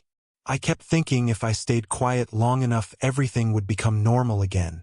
Pain twisted through Adrian's chest unexpectedly hard at the words, because she truly believed survival depended upon silence. He guided her carefully toward the chair beside the fire before she collapsed entirely from shock. Clara sat slowly, pressing trembling hands against her face while tears escaped despite every effort to contain them. Adrian crouched beside her immediately. Look at me. She obeyed after several difficult seconds. Adrian's expression remained steady despite the fury burning beneath it now. None of this happened because you were weak. Clara closed her eyes briefly as another tear slipped free. You do not understand. Vivian always knew exactly what to say. Her voice shook softly. Whenever I questioned anything, she reminded me grief distorts memory. She made me feel. Clara stopped. Adrian waited. Say it. Her eyes opened slowly. Raw vulnerability lived there now. Crazy. The word nearly destroyed him. Rage moved through Adrian so suddenly he had to force himself completely still. Because no one should ever look this ashamed simply for doubting their own abuser. His voice became dangerously calm. You are not crazy. Clara laughed weakly through tears. I know that now. Adrian held her gaze steadily. No. I do not think you do. Silence filled the library around them while snow drifted softly beyond the windows. Clara stared at him through exhausted grief and slowly realized something terrifying. Adrian believed her completely. Not partially. Not politely. Completely. The realization felt almost unbearable after years of isolation. A sharp knock interrupted the silence. Adrian's expression hardened instantly. Enter. One of his estate managers stepped inside carrying additional correspondence. The older man bowed quickly. Your Grace. The investigator from London arrived. Clara stiffened immediately. Adrian rose slowly from beside her chair. Bring him to my study. The estate manager hesitated briefly before adding carefully, There is another matter. Adrian looked toward him sharply. What? The man glanced uneasily toward Clara before answering. Lady Whitmore intends to leave Blackwood Manor within the hour. Clara felt fear tighten instantly through her chest. Adrian's eyes turned cold. Has she packed already? Yes, Your Grace. Adrian looked toward the windows thoughtfully for one long moment. Then he spoke with quiet certainty. No. The estate manager blinked in confusion. Adrian's voice remained calm. Absolute. Lady Whitmore is not leaving this estate yet. Clara stared up at him in shock while something terrifying and magnificent settled into place inside the room. Adrian Blackwood had finally stopped investigating Vivian Whitmore as a possibility. He was preparing to move against her as an enemy. By late afternoon, the atmosphere inside Blackwood Manor had transformed completely. The previous night's fire and the rumors surrounding Clara's accident spread through neighboring estates with ruthless speed. Carriages continued arriving despite the snow, carrying curious aristocrats disguised beneath polite concern. No one wished to miss whatever scandal threatened to unfold inside the Duke of Ravenshire's home. Clara stood near the mirrors inside the west drawing room while Eleanor adjusted the pale blue silk sleeves of her gown carefully. Candlelight shimmered softly across the fabric, illuminating the lingering bruising still faintly visible near Clara's collarbone, despite every effort to conceal it. Eleanor noticed Clara staring toward her reflection with visible unease. "You look beautiful." Clara managed a weak smile. "I feel as though I am walking toward execution." Eleanor's expression softened instantly. "No, my dear." She adjusted one final strand of Clara's pale hair gently behind her shoulder. "You are walking toward freedom." Clara wished she believed that, yet fear continued twisting painfully through her chest. Adrian spent the entire afternoon inside his study with investigators, estate lawyers, and 2 men from London connected to financial oversight offices. Servants whispered nervously through the corridors whenever his name surfaced. The Duke of Ravenshire rarely involved himself personally in scandals unless he intended destruction. Clara understood now that Adrian had reached a decision sometime during the night. He no longer intended merely protecting her. He intended exposing Vivian publicly. The thought terrified her almost as much as it relieved her, because if anything went wrong, society would destroy her reputation permanently. Vivian had spent years carefully constructing the image of Clara as emotionally fragile. One wrong moment tonight could confirm every whisper already spreading through London drawing rooms. A soft knock interrupted her thoughts. Clara turned instinctively toward the door. Adrian entered without waiting for permission. Conversation seemed to vanish from the room itself the moment he stepped inside. Even Eleanor straightened slightly. He wore formal evening black now, every sharp line of his coat emphasizing the controlled authority radiating from him naturally. Yet Clara noticed immediately that exhaustion still shadowed his face faintly beneath the candlelight. He had not rested at all. Adrian's gray eyes settled on Clara the moment he entered. For one long second neither of them spoke. Something shifted visibly in his expression as he looked at her standing beside the mirror in pale blue silk with winter light fading softly beyond the windows behind her. Beautiful, he thought unexpectedly. Not in the polished artificial way society praised women at ballroom gatherings. Clara looked real, fragile and strong at once, like someone who survived storms yet still somehow remained gentle afterward. Dangerous realization. Adrian pushed it aside immediately. Eleanor glanced discreetly between them before speaking. "I shall ensure the servants finish preparing the ballroom." Then she disappeared quietly through the connecting doors, leaving them alone. Silence settled softly around the room afterward. Clara became painfully aware of Adrian watching her. "You should not look at me that way," she whispered before she could stop herself. One dark eyebrow lifted faintly. "What way?" Heat rose slowly into her cheeks. "As though you are about to start a war." Adrian crossed toward her with measured calm. "Perhaps I already did." Clara's pulse quickened. He stopped directly before her beside the mirror, close enough now that she could smell cedarwood and winter air lingering faintly against his coat. "The guests arrived," he said quietly. "Several members of Parliament. 2 magistrates from London. Half the neighboring estates." Clara's stomach tightened instantly. Adrian noticed. "Look at me." She obeyed automatically. His voice lowered slightly. "Do you trust me?" The question stole her breath for a moment. Trust. Such a terrifying word after everything Vivian turned it into. Yet when Clara looked into Adrian's steady gray eyes, the answer already existed before fear could interfere. "Yes," she whispered. Something fierce moved briefly behind his expression at the word. Adrian nodded once. "Then whatever happens tonight, Stay beside me. Clara swallowed carefully. What exactly is going to happen? Adrian's jaw tightened faintly. The truth. Downstairs, Blackwood Manor's grand ballroom glittered beneath hundreds of crystal chandeliers, while musicians played soft waltzes near the marble staircase. Aristocrats filled the enormous room dressed in silk and diamonds, while servants moved silently through the crowd, carrying silver trays of champagne and wine. Yet beneath the elegant surface, tension pulsed steadily through every conversation. Guests whispered openly now about fires, inheritance scandals, and the mysterious circumstances surrounding Clara Whitmore's accident. Vivian Whitmore stood near the center of the ballroom surrounded by sympathetic socialites. She looked magnificent in deep emerald silk embroidered with black lace. Perfectly composed, perfectly grieving. Every inch the devoted widow unfairly burdened by a fragile stepdaughter's emotional instability. Clara paused near the upper staircase beside Adrian the moment she saw her. Fear tightened instinctively through her chest. Adrian felt it immediately. Without looking away from the ballroom below, he offered his arm quietly. Clara accepted it almost without thinking. The warmth of his sleeve beneath her fingers steadied her breathing slightly. The ballroom fell silent the moment they descended together. Every conversation stopped. Every head turned. Clara nearly faltered beneath the weight of hundreds of watching eyes until Adrian's calm voice reached her quietly. "Do not look at them." She glanced toward him instead. "Then who should I look at?" Adrian's expression remained steady.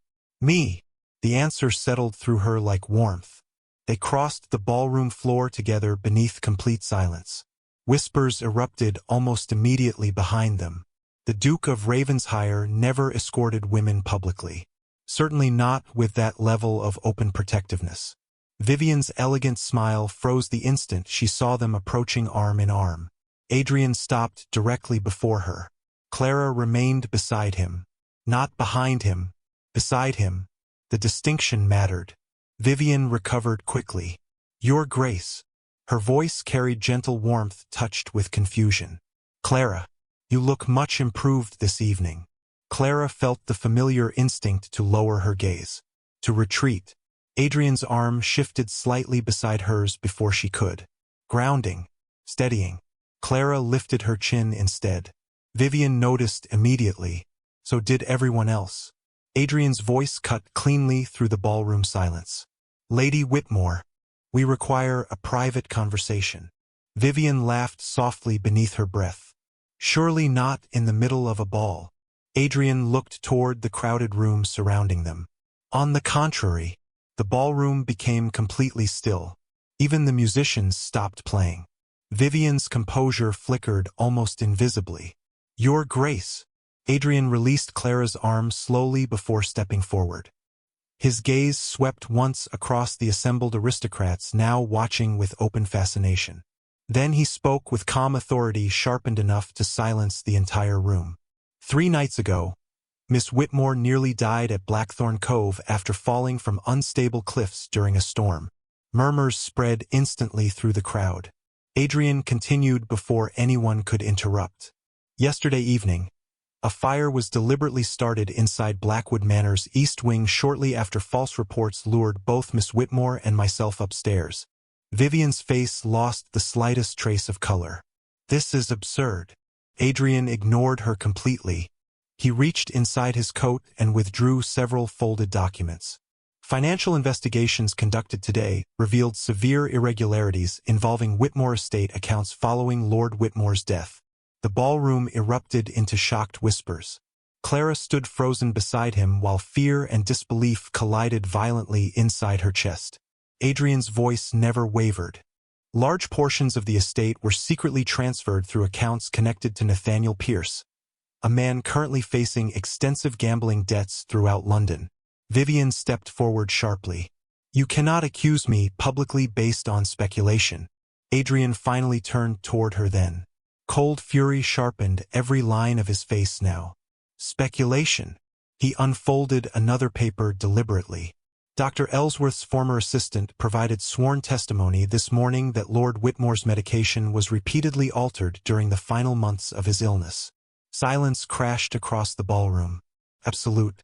Horrified, Vivian stared at him as though the world had suddenly tilted beneath her feet. Adrian took one final step closer. The same assistant also confirmed Lady Whitmore personally insisted upon administering those medications herself. Gasps rippled through the crowd. Clara stopped breathing entirely. Vivian recovered fast. Faster than most people could have. Tears filled her eyes instantly while outrage transformed her beautiful face. This is madness. Her voice trembled perfectly. You are humiliating a widow before all society based on lies told by frightened servants, and a grieving girl who barely understands reality anymore. There it was again. Emotional, fragile, unstable. Vivian turned sharply toward the crowd now. Desperation wrapped elegantly inside wounded dignity. Clara has suffered terribly since her father's death. She imagines threats where none exist. Clara felt the entire ballroom looking at her suddenly. Doubt flickered across several aristocratic faces exactly as Vivian intended. Fear surged instantly through Clara's body. Adrian saw it. His expression changed immediately. Colder. More dangerous than before. Vivian continued pressing forward. The poor child frightened herself into believing accidents were murder attempts. She looked toward Clara with heartbreaking sadness carefully arranged across her face. Darling, I tried so hard to help you. Clara's hands began trembling visibly now. The ballroom blurred around her. Years of manipulation closed like chains around her chest again. Vivian saw weakness appearing and moved closer instantly. You know I loved your father. Adrian stepped directly between them before Vivian could reach her. The movement happened so fast the ballroom audibly gasped. His voice dropped low enough that every person in the room heard it clearly anyway. Do not touch her. Silence fell again. Terrible. Complete. Vivian stared at him in shock. Adrian turned slowly toward the watching crowd. Then he spoke with absolute certainty. Miss Clara Whitmore is not unstable. Every word landed like steel striking marble. She is a young woman systematically manipulated, isolated, and terrorized by someone who profited enormously from her fear. Clara felt tears burn instantly behind her eyes.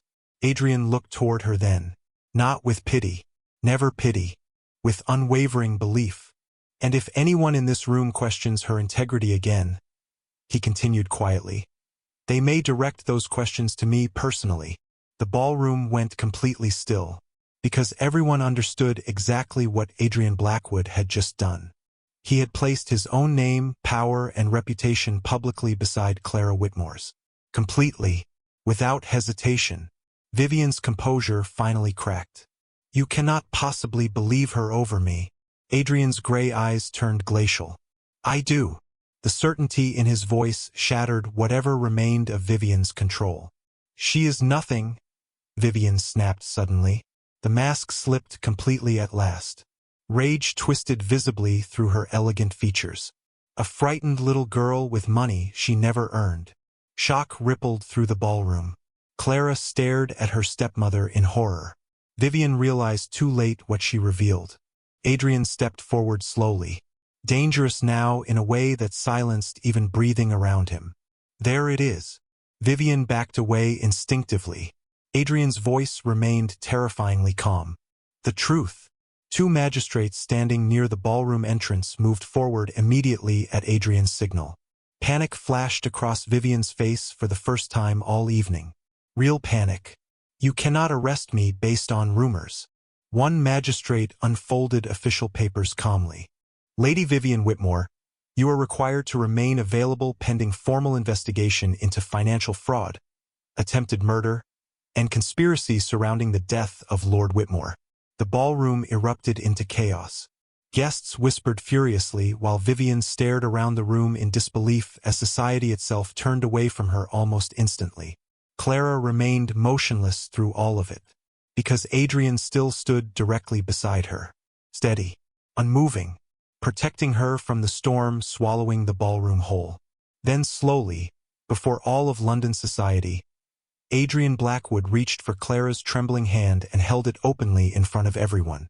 The room fell silent all over again, because that gesture meant only one thing. Clara Whitmore would never stand alone again. The ballroom remained frozen in stunned silence long after the magistrates escorted Vivian Whitmore from Blackwood Manor. Whispers followed her through the enormous marble hallways like smoke after a fire. Guests who once praised her elegance now avoided even speaking her name aloud. Society changed loyalties quickly when power shifted direction. Clara stood motionless near the center of the ballroom while the last traces of chaos slowly settled around her. Adrian still held her hand. Warm, steady, certain. The realization felt almost unreal after years of feeling invisible inside crowded rooms. She looked toward the grand entrance where Vivian disappeared moments earlier surrounded by officials and scandal. For the first time in 2 years, fear did not follow afterward. Only exhaustion, deep and overwhelming. Adrian noticed the shift in her expression immediately. "You should leave this room." His voice lowered enough that only she could hear it now despite the hundreds of watching eyes surrounding them. Clara looked up slowly. "Everyone is staring." Adrian's thumb brushed lightly against the back of her trembling hand before he answered. "Let them." Heat rose softly into her cheeks at the quiet possessiveness beneath the words. Around them, aristocrats continued whispering in disbelief. The Duke of Ravenshire publicly defending a woman accused of instability was already shocking enough. Holding her hand openly before all society transformed the evening into something unforgettable entirely. Adrian turned calmly toward the assembled guests. "Blackwood Manor appreciates your concern this evening." His voice carried easily through the ballroom once more. Controlled. Authoritative. "However, the matter is now under formal investigation. I trust everyone present understands the importance of discretion regarding Miss Whitmore." Several nobles nodded immediately. No one wished to become the target of Adrian Blackwood's displeasure. The musicians remained completely silent near the staircase. Even the servants moved more carefully now beneath the weight of what unfolded tonight. Adrian looked toward Clara again. "Come with me." She followed almost automatically as he guided her from the ballroom through quieter corridors lit softly by candlelight. Neither spoke while distant conversations faded farther behind them. Clara only became fully aware of how tightly she still held his hand when they finally reached the west terrace overlooking the snow-covered gardens. Winter air drifted gently through the open stone archways, while moonlight silvered the frozen fountains below. Silence settled around them at last. Adrian released her hand slowly once they stood alone beneath the night sky. The absence of his warmth felt strangely immediate. Clara wrapped her arms lightly around herself while trying to steady the storm of emotions inside her chest. Relief, grief, shock, freedom. Adrian remained beside the terrace railing, watching snow drift across the dark gardens for several moments before speaking. "The investigation will continue for several months." Clara looked toward him quietly. "You believe they will prove everything?" Adrian's expression hardened slightly. "Yes." Clara lowered her gaze. "And if they cannot?" Adrian turned fully toward her then. Moonlight sharpened the powerful lines of his face while cold winter wind stirred faintly through dark strands of hair near his temple. "Then I will continue until they do." The certainty in his voice nearly undid her all over again. Clara looked away quickly toward the snow-covered grounds. "You should not have defended me publicly like that." Adrian stepped closer. "Why?" Her throat tightened painfully. "Because now society will attach my scandal to your name." Adrian seemed almost unimpressed by the concern. "Society attached itself to my name long before you arrived." Despite everything, a weak laugh escaped her softly. Adrian watched the sound transform her face with quiet fascination. She looked lighter somehow, not fully healed, not yet, but no longer drowning beneath fear every second. The realization stirred something dangerously protective inside him again. Clara looked toward the frozen gardens while emotions tangled heavily through her chest. "I kept thinking tonight would end with everyone believing her." Adrian's voice lowered carefully. "Did you?" Clara hesitated. "Part of me did." Honesty came easier around him now. That realization frightened her more than she wished admitting. Adrian moved closer still until only inches separated them beneath the stone terrace shadows. "Clara." She looked up slowly. No one who truly saw you tonight could ever believe her again. Tears burned unexpectedly behind her eyes. Not from fear this time, from the unbearable relief of finally being seen clearly. Adrian noticed immediately. His expression softened almost imperceptibly. "Do not cry." Clara laughed shakily through the tears threatening anyway. "You say that as though it is an order." "It is." Another soft laugh escaped her before she covered her mouth quickly, embarrassed. Adrian stared at her for one long moment afterward. Something shifted visibly inside him then. A decision. Clara sensed it immediately. Her pulse quickened faintly. Adrian stepped forward until the cold stone railing pressed lightly against her back. Yet despite the closeness, nothing about him felt threatening. Only steady. Safe. Terrifyingly safe. His voice dropped lower now. Intimate in a way that made her heartbeat stumble. "There is something else you should know." Clara looked up uncertainly. "What?" Adrian held her gaze completely. "You are not returning to Whitmore House." Shock flickered across her face. "What?" Adrian's expression never changed. "The estate will remain under investigation until legal proceedings conclude. Until then, Blackwood Manor is your home." Clara stared at him speechless. "Adrian." It was the first time she spoke his name aloud.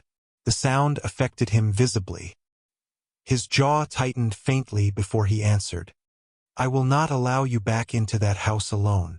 The fierce certainty beneath the words wrapped around her chest like warmth. Clara looked down quickly, overwhelmed by the emotion threatening again. "You cannot simply rearrange your life because of me." Adrian answered immediately. "Watch me." The response startled another laugh from her through lingering tears. Adrian's expression softened further at the sound. Dangerous. He was becoming addicted to making her smile. Clara realized suddenly that she no longer felt cold despite the winter air around them. Adrian reached up slowly, then paused briefly as though offering her time to retreat. She did not move away. His fingers brushed gently beneath her chin, lifting her gaze toward his once more. "There is one final matter unresolved tonight." Clara's pulse quickened sharply beneath his touch. "What matter?" Adrian's gray eyes remained fixed entirely on her. "The fact that I am apparently incapable of watching another man even look at you without wanting to remove him from the room." Clara stopped breathing. The world seemed to fall silent around them. Snow drifting softly. Wind whispering through frozen gardens below. Nothing existed except Adrian standing impossibly close beneath the moonlight looking at her, as though she mattered more than anything else tonight. "Adrian." His hand remained steady beneath her chin. "I spent most of my life believing love made people weak." His voice turned quieter still. "Then you looked at me on a cliff during a storm like I was the only safe thing left in the world." Clara felt tears burn instantly behind her eyes again. Adrian smiled faintly. The expression transformed him completely. Less cold. Less distant. Beautiful in a devastating way. "That was a very unfair thing to do to a man who already wanted to protect you." Clara could barely breathe around the emotion tightening painfully through her chest now. "You barely knew me." Adrian's thumb brushed lightly against her cheekbone. "I knew enough." Silence stretched between them. Soft. Intimate. Real. Then Adrian Blackwood did something no one in England would ever have believed possible. The feared Duke of Ravenshire lowered himself onto one knee before Clara Whitmore beneath the winter moonlight. Her breath caught sharply. Adrian looked up at her with calm certainty while snow drifted around them like silver ash through the night. "Clara Whitmore." His deep voice carried absolute conviction. "You deserved protection long before I found you." Tears spilled freely down Clara's cheeks now. Adrian reached into his coat slowly before revealing a ring that caught moonlight like frozen fire. "Elegant. Timeless. Impossible. But if you allow it, I would like to spend the rest of my life making certain no one ever hurts you again." Clara stared at him in complete shock. "Adrian." Emotion finally broke through his controlled expression entirely then. Raw. Honest. Fierce enough to steal her breath. "I love you." The words shattered the final walls around her heart completely. because no one had ever chosen her openly before. Not truly. Not without conditions or manipulation or fear hidden beneath affection. Yet Adrian Blackwood looked at her like she was something precious enough to defend before the entire world. Clara dropped slowly to her knees before him without caring that tears ruined her composure completely. Adrian's expression softened instantly the moment she touched his face with trembling fingers. "Yes," she whispered brokenly. "Yes." Relief and something dangerously close to happiness crossed Adrian's face all at once. He slid the ring gently onto her trembling hand before pulling her carefully against him. Clara buried her face against his shoulder as emotion overwhelmed her completely. Adrian held her with fierce gentleness beneath the falling snow while warmth spread steadily through the frozen emptiness inside her chest for the first time in years. Safe. The feeling no longer seemed impossible anymore. Weeks later, spring sunlight flooded through the restored gardens of Blackwood Manor, while London society gathered once more beneath crystal chandeliers and fresh white roses. Only this time the whispers carried entirely different meanings. Clara Whitmore entered the ballroom beside Adrian Blackwood wearing ivory silk while every aristocrat in attendance rose to their feet the moment they appeared. Not out of scandal. Out of respect. The investigation officially confirmed extensive financial fraud connected to Vivian Whitmore and Nathaniel Pierce.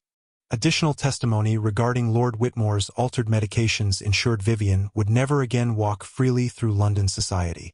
Whitmore House returned legally to Clara along with every inheritance stolen from her family. Yet none of it mattered half as much as the man standing beside her now. Adrian glanced toward her as applause filled the ballroom around them. "You are trembling." Clara smiled softly. "Only because everyone is staring again." Adrian leaned slightly closer, his voice warm against her ear. "Let them." Laughter and music filled the ballroom while nobles bowed respectfully as the future Duchess of Ravenshire crossed the marble floor beside the most powerful man in England. But Clara no longer feared crowded rooms or watching eyes or whispered judgments. Because this time, when society looked at her, Adrian Blackwood stood beside her openly, proudly, and when he reached for her hand beneath the glittering lights of the ballroom, Clara finally understood the truth her frightened younger self never dared believe. The room did not fall silent because a duke had chosen her. It fell silent because after everything meant to destroy her, she survived long enough to be loved exactly as she was.